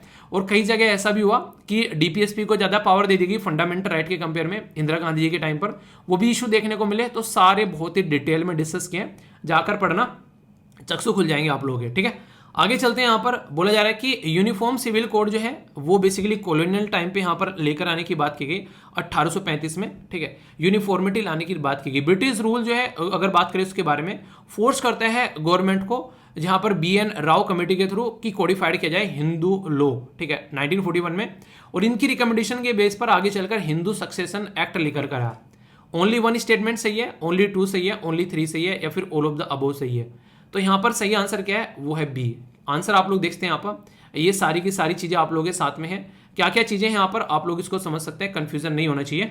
बोलोगे गलत कैसे है? यहाँ पर नेक्स्ट ईयर लिखा हुआ है, नेक्स्ट ईयर नहीं, यहाँ पर अडेप्ट किया गया। यहाँ पर आप लोगों को यहाँ पर देखने को मिलेगा ये 1956 में अडेप्ट किया गया, ठीक है। और बाकी का जो साइड में छोड़ा गया यहाँ पर ये कम्युनिटी को, तो हिंदू के लिए यहाँ पर ये अडेप्ट किया गया। तो इस तरीके से समझना। तो तीनों के तीनों क्वेश्चन और यहाँ पर ये आंसर राइटिंग का तो टॉपिक ऐसे तैयार करोगे, आगे भी अब ये कभी टॉपिक आएगा तो आप लोगों के माइंड में क्लैरिटी होनी चाहिए कि अच्छा इस टॉपिक में ये चीजें, और इस तरीके से हमारे माइंड में इसको लेकर क्लैरिटी लेकर चलनी है, ठीक है। और फीडबैक जरूर दिया करो, जैसा भी आप लोगों को लगता है, कहीं अगर डाउट होता है तो उसको पूछ लिया करो, या कोई अच्छी चीजें लगती है तो उसको ऐड कर दिया करो, खराब चीजें लगती है तो उसको बता दिया करो कि सर ये गलत है, यहाँ पर उसको इंप्रूव कर लिया करेंगे। मिलजुल कर इसी तरीके से चीजों को आगे लेकर चलना है, जहां पर जो चीजें हैं आप लोग बता दिया करो, ठीक है। आई होप कि माइंड में क्लैरिटी आई होगी, कोई कंफ्यूजन हो तो बताना, उसको दूर किया जाएगा, ओके। दोस्तों इस आर्टिकल को अगर आप लोग अपनी ज़िंदगी के साथ में कोरिलेट करके देखें, मान लीजिए आप लोगों ने किसी पर्टिकुलर एग्जाम की प्रिपरेशन स्टार्ट करी, पर आप लोग उसमें फोकस नहीं दे रहे हैं, कभी पढ़ते हैं कभी नहीं पढ़ते हैं, मन किया तो कभी मूवी देखने चले गए, आज मन ही नहीं है पढ़ने का। मतलब कि मन भी ऐसा हो गया है कि जब वो होगा तो ही हम लोग पढ़ेंगे, और नहीं मन होगा तो नहीं पढ़ेंगे। अगर ये वाली डामाडोल सिचुएशन में आप लोग चल रहे हैं तो एग्ज़ाम में जब भी सिलेक्शन होने की बात आएगी तो उन्हीं लोगों का सिलेक्शन होगा जिनका मन नहीं था फिर भी वो पढ़ रहे थे। इसका मतलब यहाँ पर ये है कि अगर आप लोगों ने डिसाइड किया कोई काम करना है तो आप लोगों का मन जो है वो उसके बीच में कभी नहीं आना चाहिए। आप लोग देखो, अगर आप लोग सिलेक्शन नहीं लोगे, आप लोग नहीं पढ़ोगे तो क्या हुआ? इसमें किसी और का थोड़ा ना कुछ बिगड़ रहा है, आप लोगों का बिगड़ रहा है, पर लेकिन जो पढ़ रहा है, जो काम कर रहा है, मेहनत कर रहा है, उसका सिलेक्शन हो जाएगा। तो बिल्कुल ऐसे ही आप लोगों को यहाँ पर इंटरनेशनल रिलेशन में देखने को मिलेगा। अगर मान लीजिए किसी पर्टिकुलर कंट्री को कोई प्रोडक्ट बेचना है और उस प्रोडक्ट की क्वालिटी जो है वो कंट्री इतनी अच्छी प्रोवाइड नहीं करा पा रही है ताकि लोग जो हैं उस प्रोडक्ट को खरीदें, और कोई और कंट्री है, दूसरी कंट्री, वो उस प्रोडक्ट की जो क्वालिटी है वो काफ़ी अच्छे प्रोवाइड करा रही है, तो उस कंट्री का लोग जो है वो सामान खरीदेंगे, उस कंट्री की जो सेल है वो सबसे ज़्यादा बढ़ेगी, उस कंट्री का एक्सपोर्ट जो है वो सबसे ज़्यादा बढ़ेगा, उस कंट्री में जो है एम्प्लॉयमेंट जो है वो सबसे ज़्यादा क्रिएट होगा, उस कंट्री की एक तरीके से अर्थव्यवस्था जितनी बढ़ेगी उतनी ही ज़्यादा वहाँ पर लोगों की प्रोस्पेरिटी भी बढ़ेगी, यानी कि लोग अपनी लाइफ को एंजॉय कर पाएंगे। अभी ये सारी कहानी मैंने क्यों बताई? इसलिए बताई क्योंकि जब से कोविड-19 आया तब से लेके चाइना की बहुत सारी बदतमीजी देखने को मिली। उन बदतमीज में एक बदतमीजी तो ये थी कि चाइना ने जब अपना बॉर्डर बिल्कुल बंद कर दिया तो बहुत सारा सामान जो है दुनिया उससे खरीदती थी, वो सारा सामान दुनिया नहीं खरीद पाई। इवन मैंने आप लोगों को बताया था कि गाड़ी की सर्विसेज भी जब लोग करा रहे थे ना, मैं खुद बताता हूँ आप लोगों को, नॉर्मल अगर बात करेंगे और उसके कंपेयर में 4 से 5 गुना टाइम जो है वो वहाँ पर सर्विसिंग में लग रहा था, क्योंकि कोई भी उसका जो पुर्जा है, जो प्रोडक्ट है, वो उनको नहीं मिल पा रहा था। मैक्सिमम चीज़ें चाइना से इंपोर्ट कर रही थी। इसीलिए हर एक कंट्री ने कोशिश की कि यार ये जो डिपेंडेंसी है ना, ये काफ़ी ज़्यादा खतरनाक है, इससे पीछा छुड़ाना पड़ेगा। तो अभी उसी के लिए बहुत सारे काम किए गए। इसमें 3 कंट्री साथ में मिलकर आए, बहुत इंपॉर्टेंट है, याद रखिएगा। 3 कंट्री कौन है? एक साइड में तो अपनी ही कंट्री होगी, दूसरी साइड में आप लोगों को देखने को मिलेगा जापान, और तीसरी साइड में आप लोगों को देखने को मिलेगा ऑस्ट्रेलिया। तो ये 3 कंट्री मिलकर आई और इन 3 कंट्री ने बोला कि यार कम से कम हम लोग अपने रीजन में, जहां पर चाइना के ऊपर बहुत सारी डिपेंडेंसी है कि चाइना ठीक है तो सब कुछ सही है, चाइना को दिक्कत होगी तो सबको दिक्कत है। उन्हें कहते हैं कि पहले आप लोगों ने सुना होगा कि ऐसा बोला जाता है नॉर्मली इकोनॉमिक अर्थव्यवस्था के लिए कि अगर यूएसए को छींक आ गई तो ये समझो कि पूरी दुनिया को जुकाम हो गया। ऐसी सिचुएशन अभी यहां पर चाइना के साथ में देखने को मिली। चाइना को छींक आ गई, छींक आई मतलब चाइना को कोरोना हो गया, ठीक है। तो कोरोना की छींक आई तो दुनिया में दिक्कत हो गई। क्यों? क्योंकि वहां पर प्रोडक्ट जो है वो पहुंचने एक तरीके से बंद हो गए, और छोटे छोटे लेवल पर भी। और हमारी तो कंडीशन इतनी खराब है कि हम लोग मैक्सिमम चीजें जो है वो इंपोर्ट करते हैं, और उसमें बहुत बड़ा पोर्शन जो इंपोर्ट करने का रहता है वो होता है जो हम लोग दवाइयाँ यानी कि मेडिसिन बनाते हैं। तो दवाइयाँ बनाने के लिए जो हम लोग प्रोडक्ट खरीद कर लेकर आते हैं वो भी मैक्सिमम हम लोग चाइना से खरीद कर लेकर आते हैं। तो अगर वो प्रोडक्ट भी हम लोग चाइना से नहीं ला पाएंगे तो हमारे देश में हम लोग मेडिसिन तक नहीं बना पाएंगे। तो ये काफ़ी बड़ा रीज़न रहा जिसके चलते बहुत सारी प्रॉब्लम हम लोग को फेस करनी पड़ती है जब किसी के ऊपर हम लोग डिपेंडेंट रहते हैं। मैं अपनी बात नहीं कर रहा हूं आप लोगों को, ये सेम सिस्टम आप लोगों को यूएसए का भी देखने को मिलेगा। यूएसए भी काफी हद तक यहां पर चाइना के ऊपर डिपेंडेंट था, तो उसने अभी यहां पर काफी सारी चीजें जो हैं वो अपनी कंट्री के अंदर चेंज की है। एक प्रोडक्ट होता है जिसको बोलते हैं एपीआई। एपीआई का मतलब क्या होता है? इसको बोलते हैं एक्टिव फार्मास्यूटिकल इंग्रेडिएंट। मतलब जो दवाई बनाने में, जो आप लोगों ने देखा होगा, आप लोग कई बार कैप्सूल लाते हैं, दवा कैप्सूल आप लोग क्या लाएंगे कैप्सूल तो डॉक्टर आप लोगों को देगा जब बीमार होते हैं। कभी उस कैप्सूल को खोल के देखा है? किस किस ने उस कैप्सूल को खोल के देखा है? तो उसमें आप लोगों को पाउडर सा मिला हुआ मिलेगा, पाउडर टाइप का, ठीक है। तो वो जो पाउडर रहता है वो एक तरीके से एपीआई रहता है, एक्टिव फार्मास्यूटिकल इंग्रेडिएंट्स बोलते हैं, जिसके बेस पर दवाइयां बनाई जाती हैं। तो वो मैक्सिमम हम लोग चाइना से और बाहर से इंपोर्ट करते थे। इवन यूएस से भी काफी हद तक चाइना के ऊपर डिपेंडेंट रहता था। अब उसने काम करना स्टार्ट किया तो अब उसके देश में वो प्रोडक्ट जो है वो बनना स्टार्ट हुए। अब सिचुएशन जो है वो सुधरना स्टार्ट हुई। तो ये इंपॉर्टेंट चीज है। तो इसके चलते मेडिसिन के फील्ड में हमारी कंट्री जो है जेनरिक दवाई बनाने में सबसे ज्यादा टॉप पर है। रीजन क्या है? रीजन ये है कि जेनरिक दवाई में हम लोग को रिसर्च एंड डेवलपमेंट तो करना नहीं होता है। इसको समझाने के लिए एक थोड़ा सा उदाहरण देता हूं मैं आप लोगों को। जैसे मान लीजिए एक इंसान है, उस इंसान ने बैठकर एक पर्टिकुलर कोई फोन बनाया बहुत ही मेहनत करके। तो इसने फोन बनाया और इसने इस फोन को बनाकर इसका पेटेंट ले लिया कि ये फोन मेरा है, यहाँ पर ये इसका पेटेंट हो गया, और ये फोन जो है पूरी एक तरीके से मुझे रॉयल्टी देगा, जब भी बेचेगा जाएगा मार्केट में तो मुझे पैसा मिलेगा। पर लेकिन ये जो पेटेंट होता है इसका एक ड्यूरेशन रहता है, कई बार 10, 15 से 20 साल तक आप लोगों को देखने को मिलते हैं। जब वो पेटेंट हट जाता है तब यहाँ पर उसको कोई भी प्रोडक्ट को यूज कर सकता है। उसको हम लोग जेनरिक बेसिकली सिस्टम बोल देते हैं। तो हमारी कंट्री में ये काफी लार्ज स्केल पर यूज किया जाता है, और हम लोग खुद तो फायदा उठाते ही उठाते हैं। जब यहाँ पर इंटरनेशनल लेवल पर जब दवाइयाँ भेजने की बात आती है उस टाइम पर भी हमारी कंट्री में से बहुत लार्ज स्केल पर, जो अफ्रीका कॉन्टिनेंट हो गया या फिर जो दूसरे गरीब देश हो गए, तो काफ़ी लार्ज स्केल पर दवाइयाँ जो हैं हमारे वहाँ से वहाँ पर पहुँचाई जाती हैं। और आप लोगों को बता दूँ इंटरेस्टिंग चीज़, हमारा देश जो है मेडिकल टूरिज्म में काफ़ी सारी अर्निंग करता है। मेडिकल टूरिज्म क्या है? कुछ ऐसे लोग जो कि हमारे देश में अपना इलाज करवाने आते हैं, किस लिए? क्योंकि हमारे देश में इलाज सस्ता है। तो ये भी कंडीशन आप लोगों को देखने को मिलेगी। तो बहुत सारे फायदे हैं इस चीज के, हम लोग एक अच्छी कैटेगरी में अपने आप को रख पाते हैं। पर लेकिन इन सब के पीछे एक चीज आएगी निकलकर, वो है कि हमारी कंट्री में हम लोग कितने अच्छे से चीजों को मैन्युफैक्चर कर पा रहे हैं। ऐसा नहीं होना चाहिए कि भाई साहब कोई और प्रोडक्ट बना रहा है, उससे प्रोडक्ट लाए खरीद कर और उसका प्रोडक्ट खरीदा और किसी और को बेच दे ले जाकर। तो बिचौलिया नहीं बनना है यार, अपने आप को मैन्युफैक्चरर हम लोग को बनाना पड़ेगा। उसी मैन्युफैक्चरिंग एक्टिविटी को बढ़ाने के लिए हमारे देश में मेक इन इंडिया प्रोजेक्ट लेकर आया गया। मेक इन इंडिया प्रोजेक्ट का मतलब क्या था? अपने ही देश में प्रोडक्ट बनाएंगे, अपना ही रॉ मटेरियल यूज करके या फिर बाहर से रॉ मटेरियल लाके बनाने के बाद में उसको लोगों को बेचेंगे और उससे पैसा कमाएंगे, अपने देश में जॉब क्रिएट करेंगे, अपनी अर्थव्यवस्था बढ़ाएंगे। तो पूरा काम किया गया। एक मोटे मोटे तौर पर एक इंटरेस्टिंग चीज अगर आप लोग हिस्ट्री उठाकर देखोगे ना, एक चीज आप लोगों को समझ में आएगी। यूके ने पूरी दुनिया को अपने कंट्रोल में कैसे लिया। क्योंकि वो स्टार्टिंग में मैन्युफैक्चरिंग हब बन गया, मतलब अपने यहाँ पर सामान बनाने की दुनिया भर की मशीनें उसने लगा डाली। आप लोगों को पता होगा हमारे यहाँ से कपास तक का, जैसे कपास नहीं होता रुई, उसको ले जाकर यहाँ पर ये अपने देश में ले जाते, फिर कपड़ा बनाते और फिर हमारे देश में लाकर उसको बेच देते। तो यानी कि रॉ मटेरियल काफी लार्ज स्केल पर उनके द्वारा इस्तेमाल किया गया और हमारे यहाँ पर बना बनाया प्रोडक्ट बेचने लगे। तो हमारे रॉ मटेरियल यूज करके हम ही को मार्केट बना दिया और अपना प्रॉफिट यहां पर कमा रहे हैं दबाकर, अपने लोगों को एम्प्लॉयमेंट जनरेट करके दे रहे हैं यहां पर। तो हमारी कंट्री की खस्तालत होना स्टार्ट हो गई। तो ये चीजें हम लोगों को ये समझ में नहीं आई। हम लोगों को अब ये चीजें समझ में आना स्टार्ट हुई कि चाइना कैसे दुनिया में सबसे आगे निकल गया, क्योंकि उसने सारे प्रोडक्ट जो है वो अपने यहां पर बनाने स्टार्ट किए। इसलिए आप लोगों ने देखा होगा सुई से लेके हवाई जहाज तक चाइना के अंदर सारी चीजें मैन्युफैक्चर की जाती है और ये मैन्युफैक्चरिंग हब बन चुका है, अपने यहां पर काफी लार्ज स्केल पर लोगों को एम्प्लॉयमेंट जनरेट करके भी देता है। तो ये किसके बेस पर है, ये मैन्युफैक्चरिंग हब बना है। क्यों बना है? क्योंकि यहां पर काफी लार्ज स्केल पर गवर्नमेंट का सपोर्ट देखने को मिलता था। गवर्नमेंट यहां पर प्रोडक्ट लिंक इंसेंटिव जैसी स्कीम हमारे देश में चलाई जा रही है, ऐसे बहुत सारे इंसेंटिव यहां पर चाइना देता था। और चाइना में एक चीज ऐसी है जो कि नॉर्मली कहीं जल्दी से देखने को मिलती नहीं है। आप लोग बोलोगे बताओ बताओ वो कौन सी चीज है सर, जल्दी बताओ। वो चीज है यार लैंड। आप लोग बोले क्या बात करो सर, इतनी सारी जमीन हमारे यहाँ पर है। हमारे यहाँ पर जमीन नहीं है क्या? हमारे यहाँ पर जमीन है, पर लेकिन हमारे यहाँ पर प्रॉपर्टी जो है वो प्राइवेट प्रॉपर्टी में आती है। और अगर चाइना के अंदर आप लोग जाओगे तो मैक्सिमम जो पोर्शन है वो यहाँ पर गवर्नमेंट के हाथ में है। सोचो अगर एप्पल कंपनी है वो चाइना में जाती है और कहती है कि यार मुझे एक बहुत बड़ा प्लांट लगाना है लगभग 100 एकड़ का। चाइना कहेगा ठीक है कल आ जाना, शाइन करके चला जाना, कोई टेंशन नहीं है, अगले दिन वहां पर काम स्टार्ट हो जाएगा। पर लेकिन अगर सेम प्लांट अगर हमारे देश के अंदर लगाना पड़ जाए तो पहले यहां पर गवर्नमेंट जो है वो जमीन का जुगाड़ करेगी, लोगों से जाकर बातें की जाएगी, उनसे रिक्वेस्ट की जाएगी भाई साहब ये जमीन बेच दो, मार्केट आप लोगों का जो प्राइस है उसके आप लोगों को 3 से 4 गुना प्राइस मिलेंगे। उसमें भी कई सारे लोग जो है बेचने से मना कर देंगे। क्यों?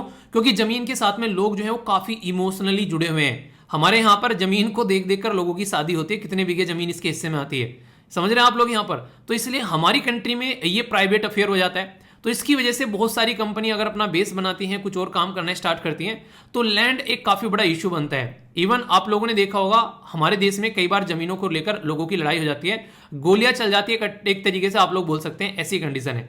दुनिया भर के केसेस आप लोगों को जब कोर्ट में जाओगे वो जमीन के डिस्प्यूट यानी कि जमीन के ऊपर लड़ाई के आप लोगों को देखने को मिलेंगे। तो ये काफी बड़ा रीजन है हमारे देश में जिसकी वजह से प्रॉब्लम निकल कर आती है कि बाहर की कंपनी हमारे देश में प्रोडक्ट बनाने नहीं आती है।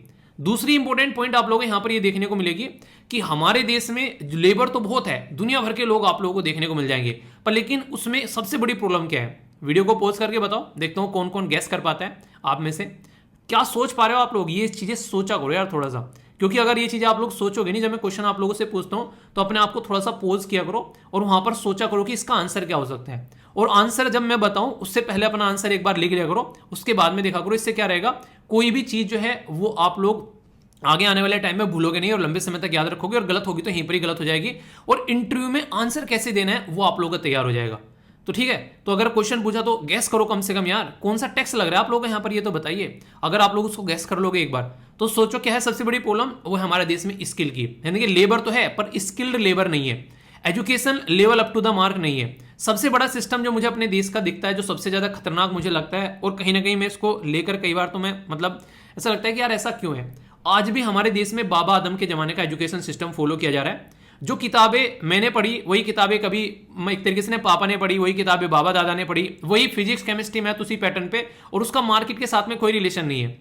तुम पीएचडी भी कर लो ना अगर आज की डेट में, तो इसकी कोई गारंटी नहीं है कि तुमको जॉब मिलेगी, ठीक है। तो किसी भी चीज का कोई कनेक्शन नहीं है। अगर तुम अच्छे से अच्छी एक इंजीनियरिंग कॉलेज से जा रहे हो, उसके बाद में भी आप लोग की ट्रेनिंग होती है, फिर 4 साल तक इंजीनियरिंग कॉलेज में क्या किया। तो एक तरीके से एजुकेशन सिस्टम को ऐसा करना चाहिए ताकि उसको एक जो इंडस्ट्रीज जो है हमारे देश में जो उनकी रिक्वायरमेंट है उसके हिसाब से एजुकेशन प्रोवाइड करवाओ, या फिर तो बहुत सारे ऐसे लूप होल है। लैंग्वेज एक इतना बड़ा बैरियर है जो मैंने आप लोगों से डिस्कस भी किया था कि लैंग्वेज की प्रॉब्लम ऐसी है कि लोग बहुत सारे लोकल लैंग्वेज में चीजें समझते हैं, पर इंजीनियरिंग पूरी इंग्लिश में होती है। और 3 में आप लोगों ने देखा होगा वो बंदा जो है इतना प्यार करता है मशीन से, अगर लैंग्वेज को लेकर अगर वो अपना काम नहीं कर पाता तो एक अच्छा इंजीनियर जिंदगी में नहीं बन पाता, एक अच्छा साइंटिस्ट जिंदगी में इंसान नहीं बन पाता। तो ये जरूरी है कि इस बैरियर को भी यहां पर रिमूव करना है, ठीक है। तो ये सारी जो चीजें मैंने बताई हैं ये इंटरव्यू में भी काम आ सकती हैं आप लोगों को, ये आंसर राइटिंग में भी पॉइंट्स आप लोग यूज कर सकते हैं। और अभी जो आर्टिकल है उसमें अंदर मैं आप लोग कुछ बातें बताने वाला हूं। हमारे देश में अभी यहां पर आप लोगों ने देखा होगा एप्पल कंपनी जो है वो भी अपना मैन्युफैक्चरिंग हब लगा रही है, और भी कई सारी कंपनी हमारे देश में आ रही है। क्यों? क्योंकि गवर्नमेंट क्या कर रही है, गवर्नमेंट यहां पर प्रोडक्ट लिंक इंसेंटिव स्कीम लेकर आ रही है। नहीं मतलब ला चुकी है, ये ऑलरेडी इंप्लीमेंट की जा रही है। इसका मतलब क्या है, गवर्नमेंट ये कहते हैं कि आजा भाई एप्पल, हमारे देश में तू फोन बनाकर, अगर तू हमारे देश में फोन बनाओगे तो हम तुम्हें सपोर्ट प्रोवाइड कराएंगे। जैसे कि मान लीजिए अगर किसी पर्टिकुलर प्रोडक्ट पर जो टैक्स लग रहा है, मान लीजिए वो 18% लग रहा है, अगर तुम हमारे देश में लाकर ये प्रोडक्ट हमारे देश में बनाकर ये प्रोडक्ट बेचोगे तो हम तुमको 12 की जगह, वो 18 की जगह 12% टैक्स लेंगे। ठीक है, यानी कि 6% की छूट हम लोग तुमको दे देंगे। तो इससे क्या होगा, इससे कोई भी कंपनी हमारे देश में आएगी और प्रोडक्ट बनाएगी, बाहर बेचेगी।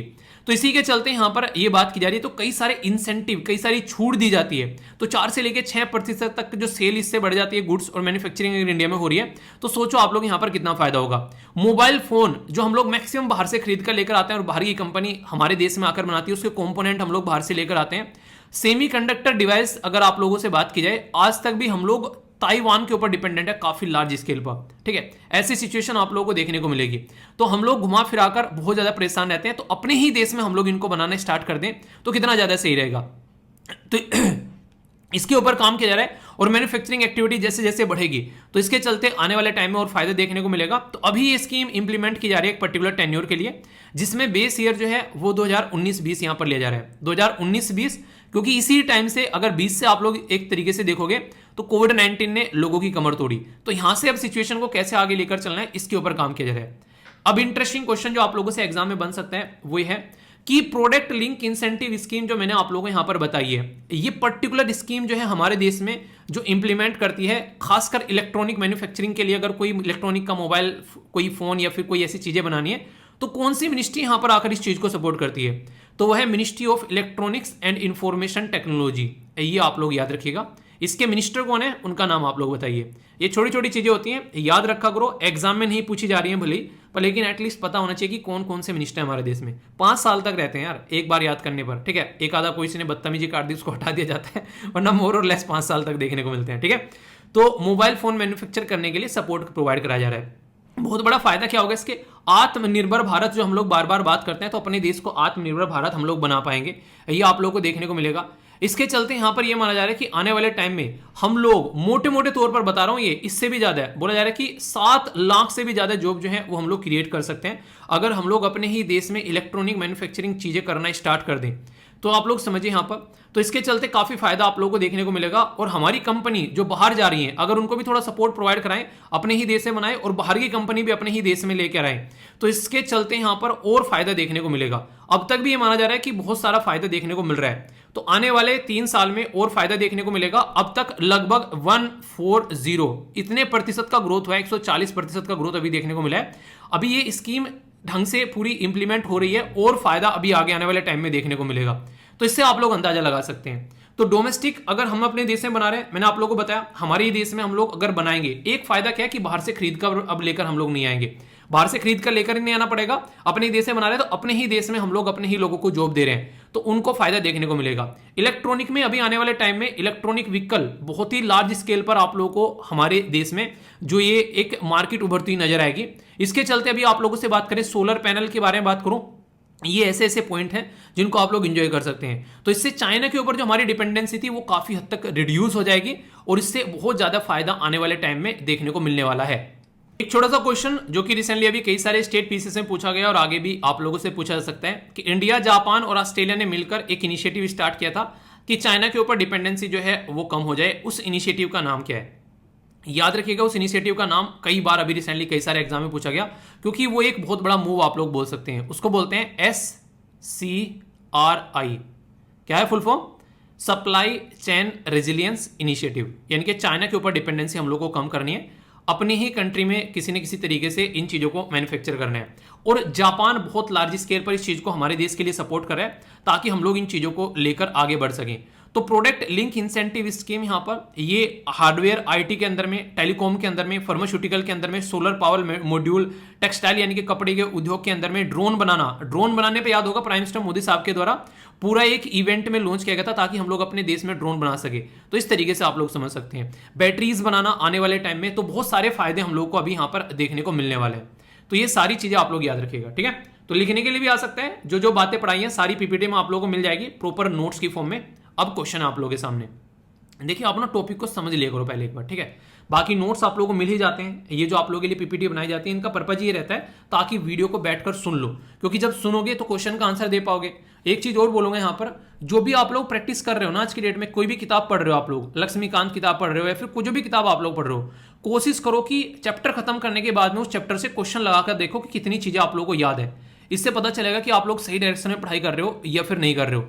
ये एक ऐसी चीज है जो आप लोगों का लेवल बताएगी कि आप लोग कैसे पढ़ रहे हो।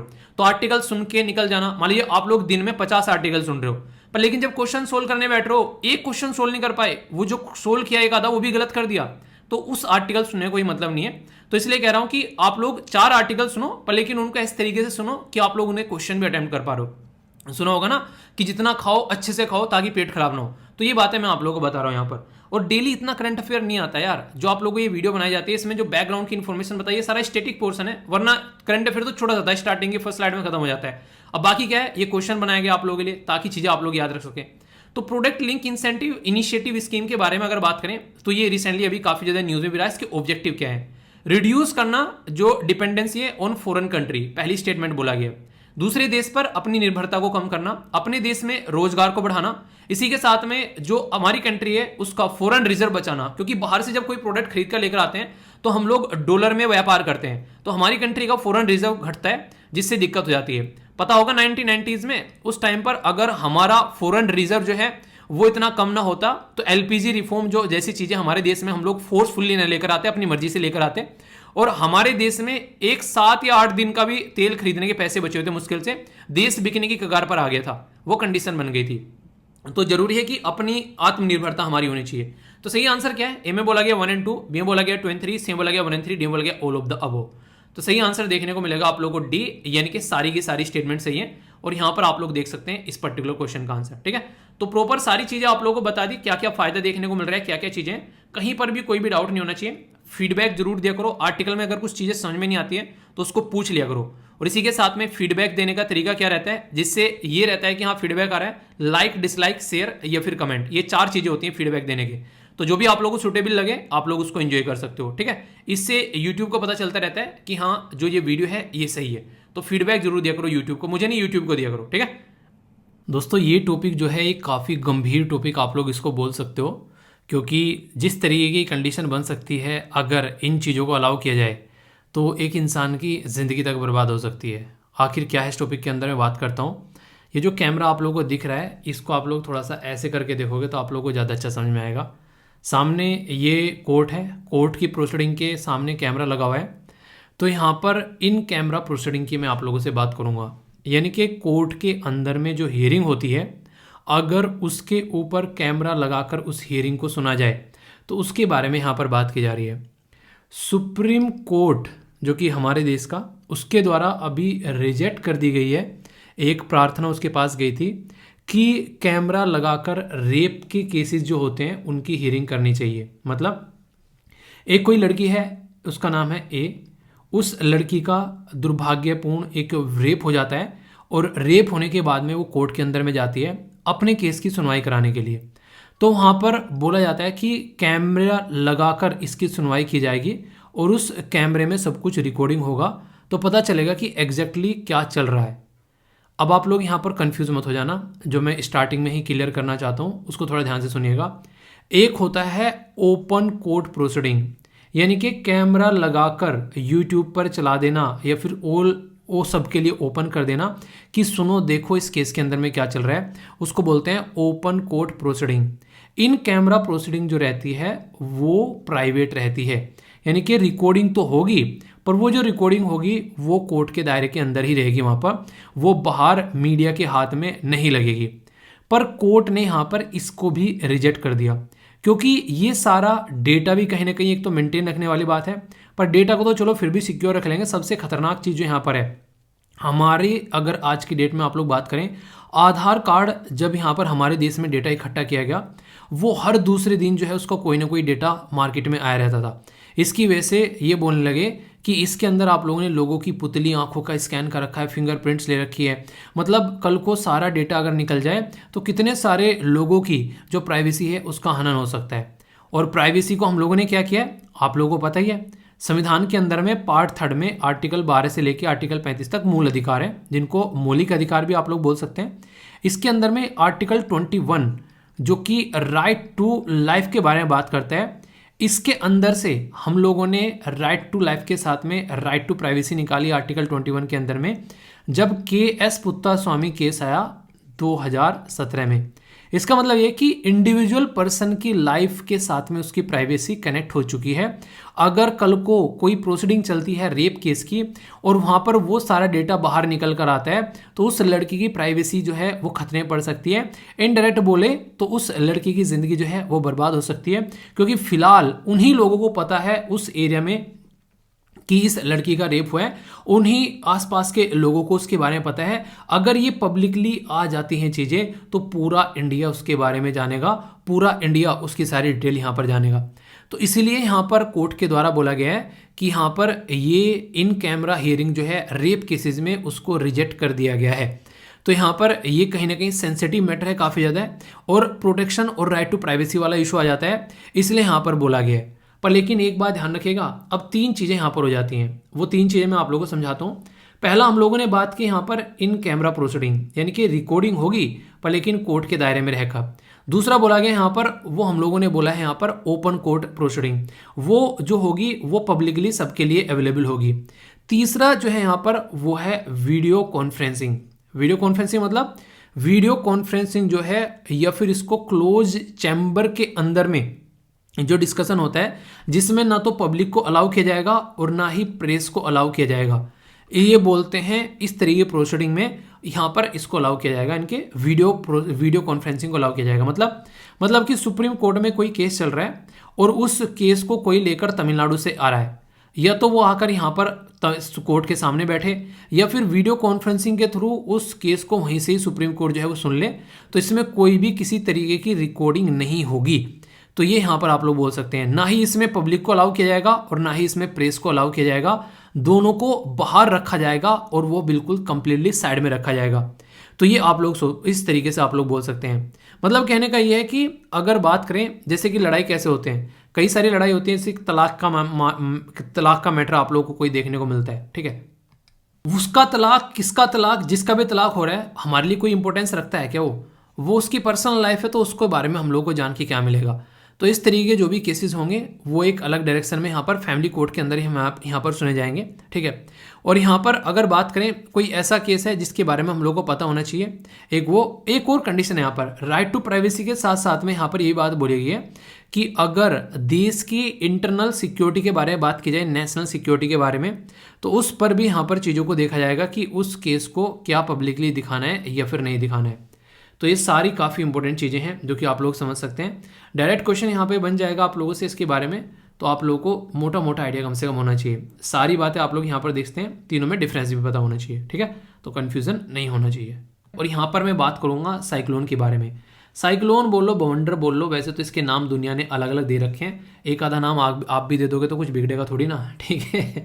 जैसे अगर इसी साइक्लोन को, ये बिल्कुल ऐसी है जैसे घर पे आप लोगों का नाम है टीनू, ठीक है, स्कूल में नाम है महेंद्र प्रताप सिंह, दोस्त बोलते हैं पिन्नू, ठीक है, तो ये क्या हो गया, ये एक ही इंसान के अलग अलग नाम हो गए। ऐसे ही सेम कंडीशन है, पर लेकिन हरिकेन बुलाया जाता है यहाँ पर ये नॉर्थ अमेरिका वाले रीजन में, यहाँ पर आप लोग आएंगे तो साइक्लोन बुलाएंगे इंडियन ओशन वाले रीजन में, टाइफून बुलाएंगे जापान वाले रीजन में, और विली विली बुलाते हैं इसको ये कहाँ पर, ऑस्ट्रेलिया वाले रीजन में। ये लोकल नाम है इसका, विली विली।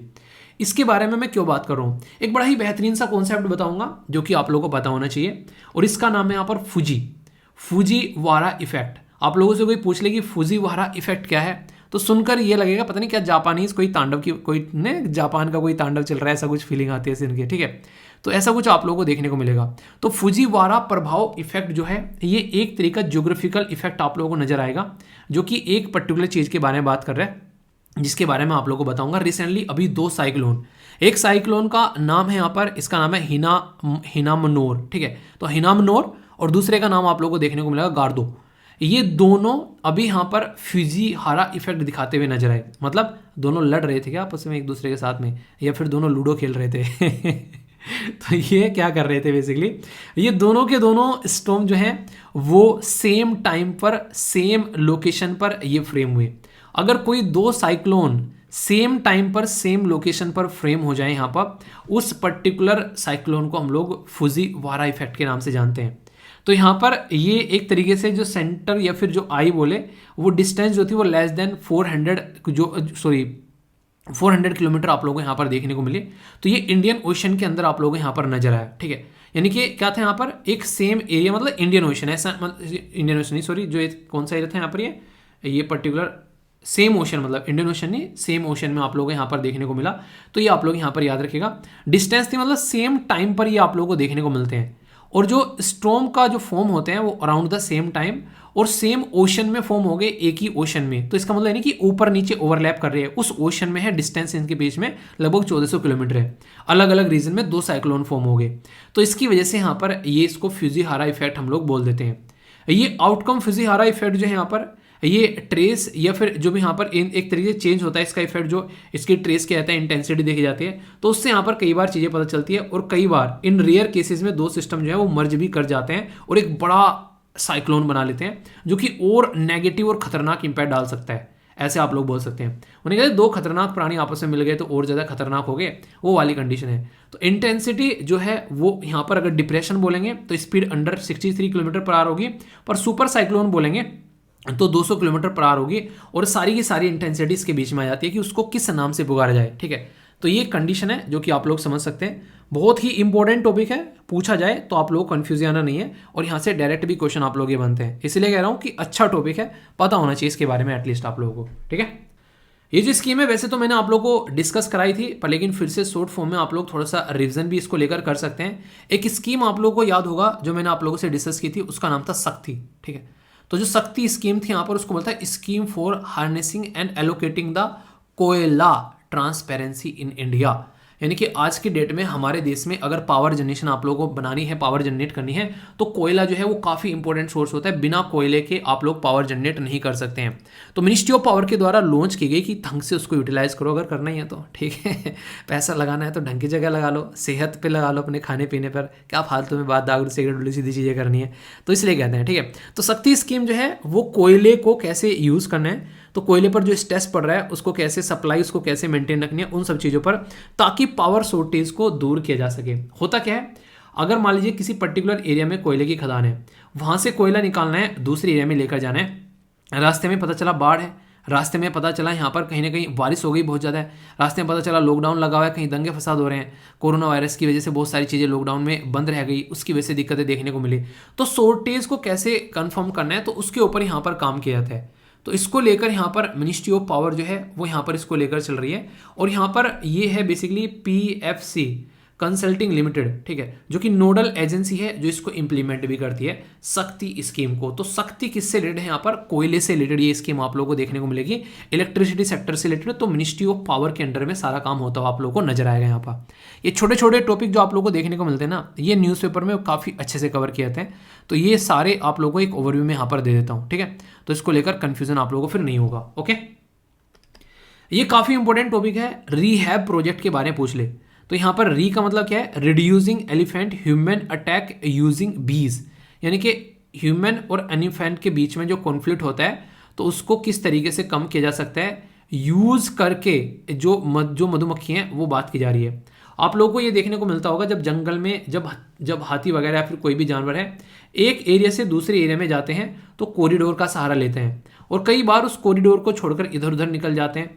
तो इसकी वजह से कई सारी दिक्कतें देखने को मिलती हैं। उन दोनों को आपस में इस तरीके से, मतलब दोनों जो एरिया है उनको इस तरीके से कनेक्ट करने की कोशिश की जाती है, और इनके आसपास में कई बार क्या है मधुमक्खियाँ भी लगा दी जाती हैं, ताकि जैसे ही वहाँ पर आए मधुमक्खियों के भिनभिनाहट या फिर डर से थोड़ा सा जो उसकी वजह से यहाँ पर ये अवॉइड करें उस पर्टिकुलर एरिया में। खासकर दिक्कतें यहाँ पर कई सारी आती हैं, उनका सोल्यूशन निकले। उससे एलिफेंट जो है वो इंसानों के एरिया में नहीं जाता है, ठीक है। और खासकर जैसे ट्रेन रेलवे ट्रैक है वहाँ पर भी आप लोगों को ये चीज़ देखने को मिलती है, तो ह्यूमन एनिमल कॉन्फ्लिक्ट जो है वो रुक जाता है। तो khadi and village industry commission जो कि काफ़ी इंपॉर्टेंट बॉडी है, इसके बारे में आप लोग याद रखिए, क्वेश्चन बन जाता है, KVIC बोलते हैं। इसका ये प्रोजेक्ट है जिसमें rehab project in Nainital Uttarakhand में आप लोगों को देखने को मिलेगा और इनोग्रेट किया गया बी फेंसिंग से रिलेटेड। तो अवॉइड करने के लिए ह्यूमन एनिमल कॉन्फ्लिक्ट ये काफ़ी इंपॉर्टेंट है। तो ये कल को क्वेश्चन बन जाए और आप लोग बोले क्वेश्चन कहाँ से आ गया, तो भाई साहब क्वेश्चन तो डायरेक्ट आप लोगों को पता होना चाहिए, वरना दिक्कतें बहुत सारी हो जाती हैं। तो बहुत ही बेसिक सी चीज़ें आ रही है, अगर इनके बारे में आप लोग को आइडिया नहीं होगा तो फिर बहुत सारी चीज़ें आप लोग जो हैं वो गलत तरीके से अटैम्प्ट करते हुए नजर आओगे। ठीक है, तो बेसिक इसीलिए बोल रहा हूँ क्योंकि ये सारी चीज़ें एटलीस्ट आप लोगों को पता होना चाहिए। मोर और लेस कई बार आप लोगों से डायरेक्ट क्वेश्चन पूछ ले जाएं कि यार इससे रिलेटेड आप लोग चीज़ों को जानते हो क्या, छोटा सा क्वेश्चन ही बन जाता है डायरेक्ट, तो आप लोगों को थोड़ा सा आइडिया कम से कम जरूर होना चाहिए। ऐसे ऐसे क्वेश्चन कई बार आप लोगों से पूछ ले जाते हैं कि कहाँ पर इस तरीके का कोई ऐसा इंसिडेंट या फिर ऐसी एक्टिविटी देखने को मिली। 15 लाख महिलाएं अभी यहाँ पर केरला के एक एरिया में इकट्ठी हुई यहाँ पर उत्तुकल पोंगल को सेलिब्रेट करने के लिए। 15 लाख नंबर देख रहे हैं आप लोग यहाँ पर, तो एक तरीके से जो एसएलवी परिवार है उसकी संख्या से भी ज़्यादा महिला आप लोग यहाँ पर बोल सकते हैं। फेस्टिवल जो है ये पोंगल का यहाँ पर स्वीट काफ़ी एक तरीके से जो राइस से इनके चावल से बनी हुई एक तरीके से मीठे चावल भी आप लोग बोल सकते हो, वो बेसिकली एज ए स्वीट के तौर पर यहाँ पर प्रस्तुत की जाती है। तो ये जो पर्टिकुलर फेस्टिवल आप लोग बोल सकते हो अत्तुकल पोंगल, तो यहाँ पर एक तो पोंगल हो गया, ये अत्तुकल पोंगल के बारे में हम लोग बात की जा रही है। तो ये one of the largest women gathering है इन द वर्ल्ड, यानी कि दुनिया में शायद ही आप लोगों को इतनी सारी महिलाएं एक साथ में इकट्ठी शायद कहीं पे मिलती होंगी, मुझे तो लगता नहीं है कहीं पे मिलती होंगी और किसी फेस्टिवल में इस तरीके से इतनी सारी महिलाएं एक साथ में, आप लोग बताइए। तो 15 लाख के करीब यहाँ पर भी देखने को मिली जिनके द्वारा पार्टिसिपेट किया गया तिरुवनंतपुरम केरला के अंदर में। यहाँ पर फेस्टिवल में जैसे मैंने बताया चावल से बनी हुई एक मीठे चावल आप लोग यहाँ पर बोल सकते हैं। इसी के साथ में यहाँ पर ये हाईलाइट करता है जो 10 डे फेस्टिवल जो आप लोगों को यहाँ पर देखने को मिलता है, खासकर अगर बात करें। और 9th डे जो है यहाँ पर ऑफरिंग दी जाती है एक तरीके से, जो वुमेन है यानी कि जो महिलाएं हैं, ठीक है, तो ह्यूज नंबर में यहाँ पर पार्टिसिपेट करती हैं। 2009 से जो रिचुअल है वो यहाँ पर Guinness book of world record में इसका नाम दर्ज हो चुका है। यानी कि इतनी सारी जो औरतें हैं, ठीक है, मेरे गाँव में नहीं बोलते इतनी सारी जो लुगाइयाँ हैं, ठीक है, तो औरतें जो है लुगाई बोलते हैं एक तरीके से, वर्ड कई बार यूज़ करते हैं लोकल लैंग्वेज में, जैसे लोग लुगाई एक तरीके से पुरुष और महिला, ठीक है, तो ऐसे शब्द कई बार में लोकल वर्ड याद आ जाते हैं। कई बार आप लोग लोकल शब्दों में क्या बोलते हो आप लोग अपने एरिया के बारे में बता सकते हैं। तो largest religious gathering of the women in single day 2.5 million जो लोग हैं वो यहाँ पर देखने को मिले थे 2009 में। 2.5 मिलियन का मतलब समझ रहे हो 25 लाख। ओ भाई साहब संख्या देखो कैसे वहाँ पर उस एरिया में बेसिकली इतनी महिलाएं होंगी। ठीक है, अत्तुकल टेम्पल जो है उसको यहाँ पर वुमेन सबरीमाला बोलते हैं। आप लोगों ने सुना होगा सबरीमाला टेम्पल के अंदर में महिलाओं को अलाउ नहीं करते हैं, तो इसलिए इसको महिलाओं का सबरीमाला बोला जाता है यहाँ पर। तो देख सकते हैं ओनली यहाँ पर जो महिलाएं हैं वो रिचुअल परफॉर्म करती हैं। ठीक है, प्रीडोमिनेटली मैन जो है वो एक तरीके से जो पिलग्रिम्स के तौर पर यहाँ पर जाते हैं, ठीक है, जैसे लॉर्ड अयप्पा टेम्पल सबरीमाला के अंदर में। इसी तरीके से यहाँ पर आप लोगों को महिलाएं जो हैं वो इस पर्टिकुलर रीजन में यहाँ पर आप लोगों को जाती हुई नजर आती हैं। ठीक है, देखिए ये भी डिस्कशन का मुद्दा था जब हमारे देश के अंदर में सुप्रीम कोर्ट में यहाँ पर ये केस पहुंचा, तो कई सारे लोगों ने यहाँ पर इसके ऊपर बेसिकली बातें की कि महिलाओं को यहाँ पर अलाउ क्यों नहीं किया जाता है, क्यों पुरुषों को यहाँ पर अलाउ किया जाता है। तो इसके चलते भी कई सारे जो यहाँ पर बातें निकल कर आई, तो उसमें भी आप लोग समझ सकते हैं। ठीक है, तो मतलब कहने का ये कि हर एक इंसान जो है वो यहाँ पर एक तरीके से अपनी अपनी श्रद्धा को फॉलो करता है। हर एक इंसान की जो श्रद्धा है किसी पर्टिकुलर देवता के साथ में, किसी पर्टिकुलर टेम्पल के साथ में वो कनेक्टेड है। तो कई बार यहाँ पर इनको रिलीजन के अंडर कैटेगरी में माना जाता है, पर कई बार मुद्दा ये भी निकल कर आता है कि एक तरीके से कि एक इंसान को इंसान की तरीके से ट्रीट करना है, ऐसे किसी को रोकना नहीं चाहिए। तो दोनों ही बातें इसमें यहाँ पर काफ़ी सारी बातें डिस्कशन निकल कर आती है, पर सुप्रीम कोर्ट ने बोला कि ऐसा नहीं है कि महिलाओं को एंट्री नहीं मिलनी चाहिए, महिलाओं को यहाँ पर एंट्री मिलनी चाहिए। तो उसके चलते भी आप लोग चीज़ें याद रख सकते हैं। ठीक है, तो कुछ इस तरीके से यहाँ पर है, तो कौन से राज्य के अंदर में है और क्या क्या चीज़ें हैं, तो ये बातें आप लोग माइंड में जरूर याद रखिएगा। ठीक है, इंटरेस्टिंग और डायरेक्ट क्वेश्चन आप लोगों से कई बार पूछे जाते हैं, जैसे कि यहाँ पर मैंने लचित बोरफुकन की 400वीं बर्थ एनिवर्सरी सेलिब्रेशन के बारे में बात की थी।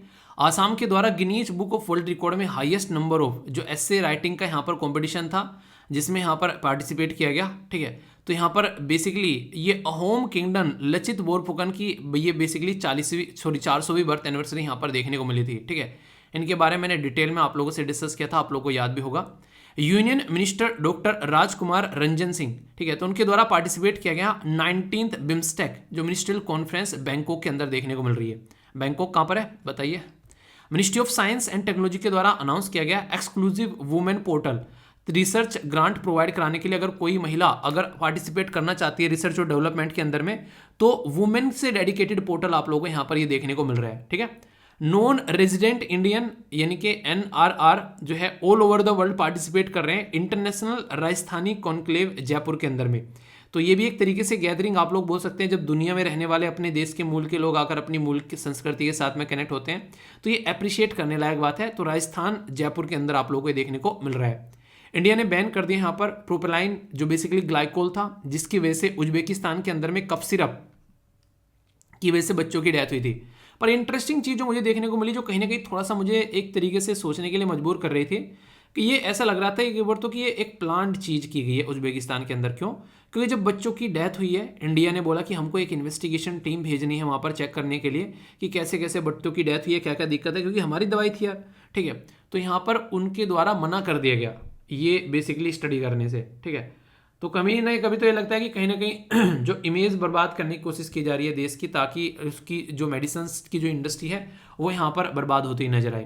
तो ऐसे भी इश्यूज कई बार करती हैं, ऐसे भी घटिया हरकतें कई बार लोग करते हैं, ठीक है।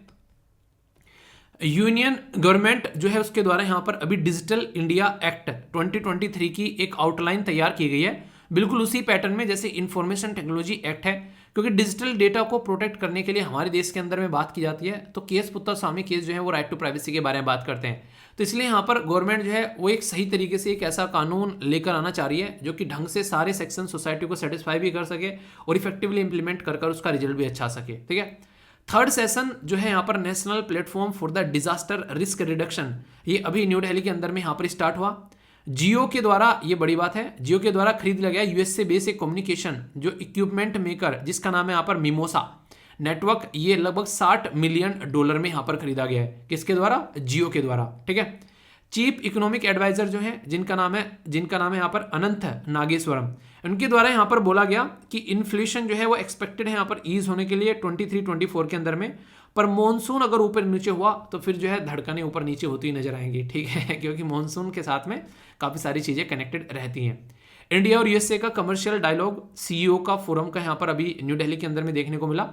इंडिया और यूएसए के द्वारा एग्री किया गया यहाँ पर स्ट्रेटेजिक ट्रेड डायलॉग के लिए, और फॉरेन सेक्रेटरी के द्वारा यहाँ पर इंडिया की साइड से और यूएसए के जो यहाँ पर सेक्रेटरी हैं ब्यूरो ऑफ इंडस्ट्री, वो यहाँ पर बेसिकली मिलकर पार्टिसिपेट कर रहे थे। नेपाल के अंदर जो आप लोगों को मैं जो पर्सनली न्यूज़ बोला था, तो नेपाल के प्रेसिडेंट आप लोगों को यहाँ पर देखने को मिल रहे हैं नए लीडर, जिनका नाम है यहाँ पर रामचंद्रा पौडेल, ठीक है। तो ये अपने जो है पद पर विराजमान हो रहे हैं यहाँ पर। तो नेपाली कांग्रेस के एक सीनियर लीडर हैं। तो पड़ोस में क्या चलता रहता है हल्का सा आइडिया आप लोगों को होना चाहिए, क्योंकि अक्सर कई बार क्वेश्चन बन जाया करते हैं, ठीक है। बाकी यहाँ पर गेम्स के बारे में बात करें तो खेलो इंडिया 10 का दम जो है टूर्नामेंट अभी यहाँ पर स्टार्ट हो रही है, और यूथ अफेयर मिनिस्टर जो हैं अनुराग साहब जो हैं, तो वो यहाँ पर इसको इनोग्रेट कर रहे हैं। ये काफ़ी इंपॉर्टेंट है यहाँ पर एकता बयान, ठीक है। तो qualified for the world para athlete, तो कई बार आप लोगों से यहाँ पर एक इंपॉर्टेंट पर्सनैलिटी का नाम आप लोगों से पूछ लेता है कि किस गेम से रिलेटेड है यहाँ पर, और खासकर जब हम लोग बात करते हैं यहाँ पर पैरा एथलीट के बारे में, तो ये और बड़ी एक तरीके से मोटिवेशन की सोर्स यहाँ पर बन जाते हैं फिर, ठीक है। तो यहाँ पर इनके द्वारा क्लेम किया गया था ब्रॉन्ज, जब यहाँ पर दुबई के अंदर में वर्ल्ड पैरा एथलेटिक जो ग्रांड प्रिक्स यहाँ पर देखने को मिल रही थी, तो उसके चलते आप लोग यहाँ पर याद रख सकते हैं, ठीक है। तो कई बार क्वेश्चन बन जाते हैं, माइंड में कंफ्यूजन नहीं होना चाहिए, ओके। इंपॉर्टेंट लेक है, मुझे ऐसे क्यों लग रहा है मैंने डिस्कस की थी चिल्का लेक, परसों मैंने डिस्कस की थी, एक आध दिन पहले शायद, मुझे ऐसे याद आ रहा है कि नहीं, मतलब पता नहीं क्यों मुझे याद आ रहा है। पर लेकिन ये देखो फिर से पीपीटी बनाई गई, वो पुरानी पीपीटी देखना और ये पीपीटी देखना, इनमें फ़र्क आप लोगों को नजर आएगा मेरे पता नहीं बनाते बनाते लग रहा था कि मैंने कहा पढ़ा दिया है, अभी एकदम याद आया, मैंने कहा अरे हाँ ये तो कवर किया था। चलिए कोई नहीं, रिवीजन हो जाएगा। चिल्का लेक है यहाँ पर एशिया की लार्जेस्ट जो आप लोगों को, और वर्ल्ड की सेकंड लार्जेस्ट लगून लेक आप लोगों को देखने को मिलेगी, ठीक है। लगून यानी कि इस तरीके से जो तीनों साइड से पानी से घिरा हो और एक साइड से यहाँ पर कनेक्ट हो यहाँ पर आउटसाइड के साथ में। इंटरनेशनल इंपॉर्टेंस है, रामसर कन्वेंशन के तहत यहाँ पर इरावाडी डॉल्फिन यहाँ पर आप लोगों को देखने को मिलती है, और इसी के साथ में यहाँ पर नालाबाना जो आइलैंड फॉरेस्ट रीड जो आप लोगों को यहाँ पर कवर करता हुआ नजर आएगा इस पर्टिकुलर एरिया में। यहाँ पर जो एक तरीके से जो कालीजय टेम्पल भी आप लोगों को देखने को मिलता है, ये भी कई बार क्वेश्चन पूछ ले आते हैं, ठीक है। तो बेसिक इन्फॉर्मेशन है, रिविजन हो गया, टेंशन नो को लेने का, ठीक है कभी कभी ना कर देता हूँ मैं ऐसी ऐसी हरकतें भी मुझे लग रहा था एक्चुअली में जब मैंने चीज़ें की थी, ठीक है। चलिए कोई नहीं, रिवीजन हो गया आप लोगों का, ओके। तो ये आप लोग याद रखिएगा, उड़ीसा से आप लोग आते हैं तो आप लोगों को थोड़ी सी चीज़ें और पता रहेंगी, कन्फ्यूजन नहीं होना चाहिए यार, चीज़ें बेसिकली माइंड में क्लियर होना चाहिए, जितनी क्लियर रहेंगी उतने अच्छे से आप लोग चीज़ों को अचीव कर पाओगे, ओके। दोस्तों अब चलते हैं अपने छोटे केबीसी की ओर। कौन बनेगा करोड़पति, तो यहाँ पर कौन बनेगा शिक्षापति। ठीक है, तो यहाँ पर बात की जा रही है हार्मफुल वाइट फ्लाई के बारे में। आप लोगों ने देखा वाइट छोटी छोटी सी मक्खियाँ होती हैं, वो कई बार गन्ने के खेत में या फिर कॉटन के ऊपर, कपास के ऊपर लग जाती है, बर्बाद कर देती है। उसकी जो डंठल नहीं होती है कपास वाली, वो जो गोल गोल सी, उसको ख़राब करके रख देती है बिल्कुल। तो यहाँ पर harmful white fly for the जो कॉटन क्रॉप्स इज, जो अभी विच कंट्री एंडेमिक, यहाँ पर ये अभी स्पीसीज देखने को मिली। South Africa, Caribbean island, central America, Saudi Arabia या फिर चाइना। कहाँ पर इसने कोहराम मचाया, आप लोग ऐसा बोल सकते हैं। ठीक है, आगे चलते हैं। When is world environmental health day celebrate किया जाता है, किस ईयर, एवरी ईयर मतलब किस डेट में? जनवरी 23, अगस्त 27, 26 सितंबर या फिर 30 अक्टूबर। सही आंसर क्या है ये बताना है। नेक्स्ट यहाँ पर बात की जा रही है कि international day for complete elimination of the nuclear weapon, ये एवरी ईयर ये कब सेलिब्रेट किया जाता है? 11 मार्च, 12 फरवरी, 13 अप्रैल या 26 सितंबर। सही आंसर क्या है? ए, बी, सी, एफ, डी, ये आप लोगों को बताना है। इसी के साथ में बोला गया है, काफ़ी इंपॉर्टेंट बात की जा रही है यहाँ पर, बोला जा रहा है कि which personality birthday anniversary is celebrated as Antyodaya Diwas, ये बताना है। पंडित दीनदयाल उपाध्याय, लाला लाजपत राय, इसी के साथ में चित्तरंजन दास या फिर डॉक्टर भीमराव अंबेडकर। तो अंत्योदय जो दिवस है वो किस इंपॉर्टेंट पर्सनैलिटी से रिलेटेड है, तो ये आप लोगों को बताना है। तो ये भी इंपॉर्टेंट, आप लोग इंपॉर्टेंट है। ये सीरीज है जिसमें शब्द है 5, 8, 30। एक्स में क्या आएगा ये बताना है। 14, 26, 17, 20, 22। तो सही क्या है? ए में बोला गया 15, 12, सॉरी ए में बोला गया 15, बी में 12, सी में 11 और डी में है 13। तो इसको अटेम्प्ट आप लोगों को करना है। तो ये है बातें। बाकी व्हाइट फ्लाई के बारे में आप लोग बताओ, ये किस तरीके से नुकसान पहुंचा रही है पेड़ पौधों को, तो इसके बारे में आप लोग को पता होना चाहिए, खासकर अगर किसान की फैमिली से आप लोग आते हैं। तो व्हाइट फ्लाई एक काफ़ी सीरियस पेस्ट है जो कि कॉटन पर खासकर ये काफ़ी खतरनाक तरीके से इम्पैक्ट डालता है, और उसकी वजह से जो पत्तियाँ वगैरह हैं वो भी, और इसकी जो बीमारी फैलती है आप लोगों को यहाँ पर देखने को मिलेगी।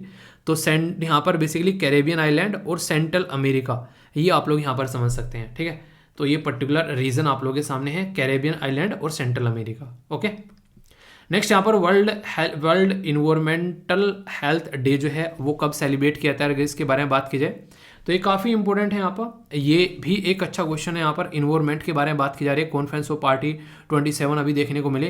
तो इन्वायरमेंट के बारे में कोई पूछे तो कोई गड़बड़ नहीं होगी। तो वर्ल्ड इन्वायरमेंटल हेल्थ डे ये 26 सितंबर को सेलिब्रेट किया जाता है।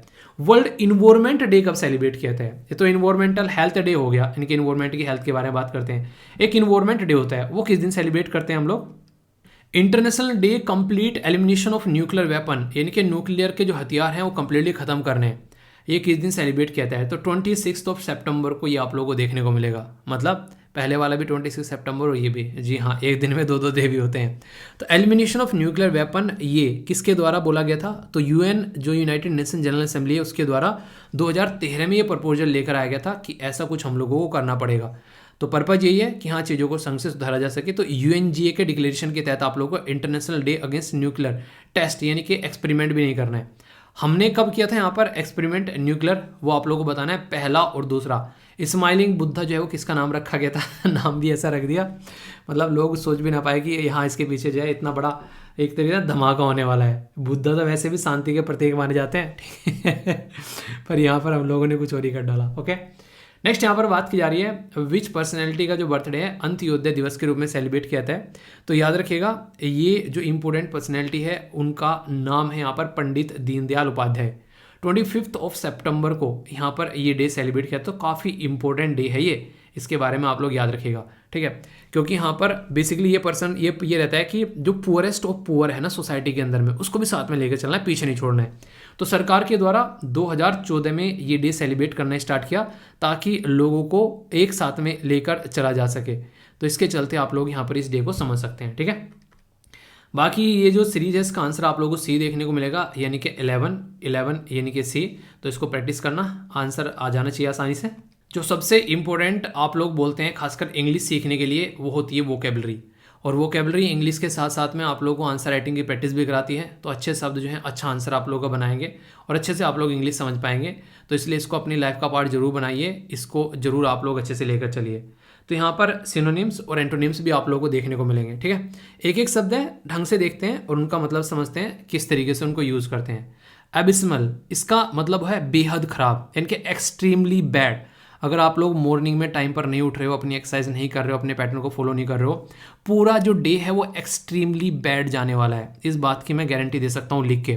पर मॉर्निंग में अगर थोड़ा सा भी टाइम पर उठ जाओगे ना आप लोग, तो भाई साहब आपका दिन जो है उन्हें कहते मक्खन मलाई की तरह जाएगा, मज़ा आएगा हर एक काम को करने में और आप लोग उसको इंजॉय भी कर पाओगे। ठीक है, तो ये आप लोग बोल सकते हो। नेक्स्ट यहाँ पर जो शब्द है, देखिए सेंटेंस फॉर्म करोगे ना, शब्द लंबे समय तक आप लोग याद रख पाओगे, इसलिए कहता हूँ सेंटेंस जरूर फॉर्म किया करो।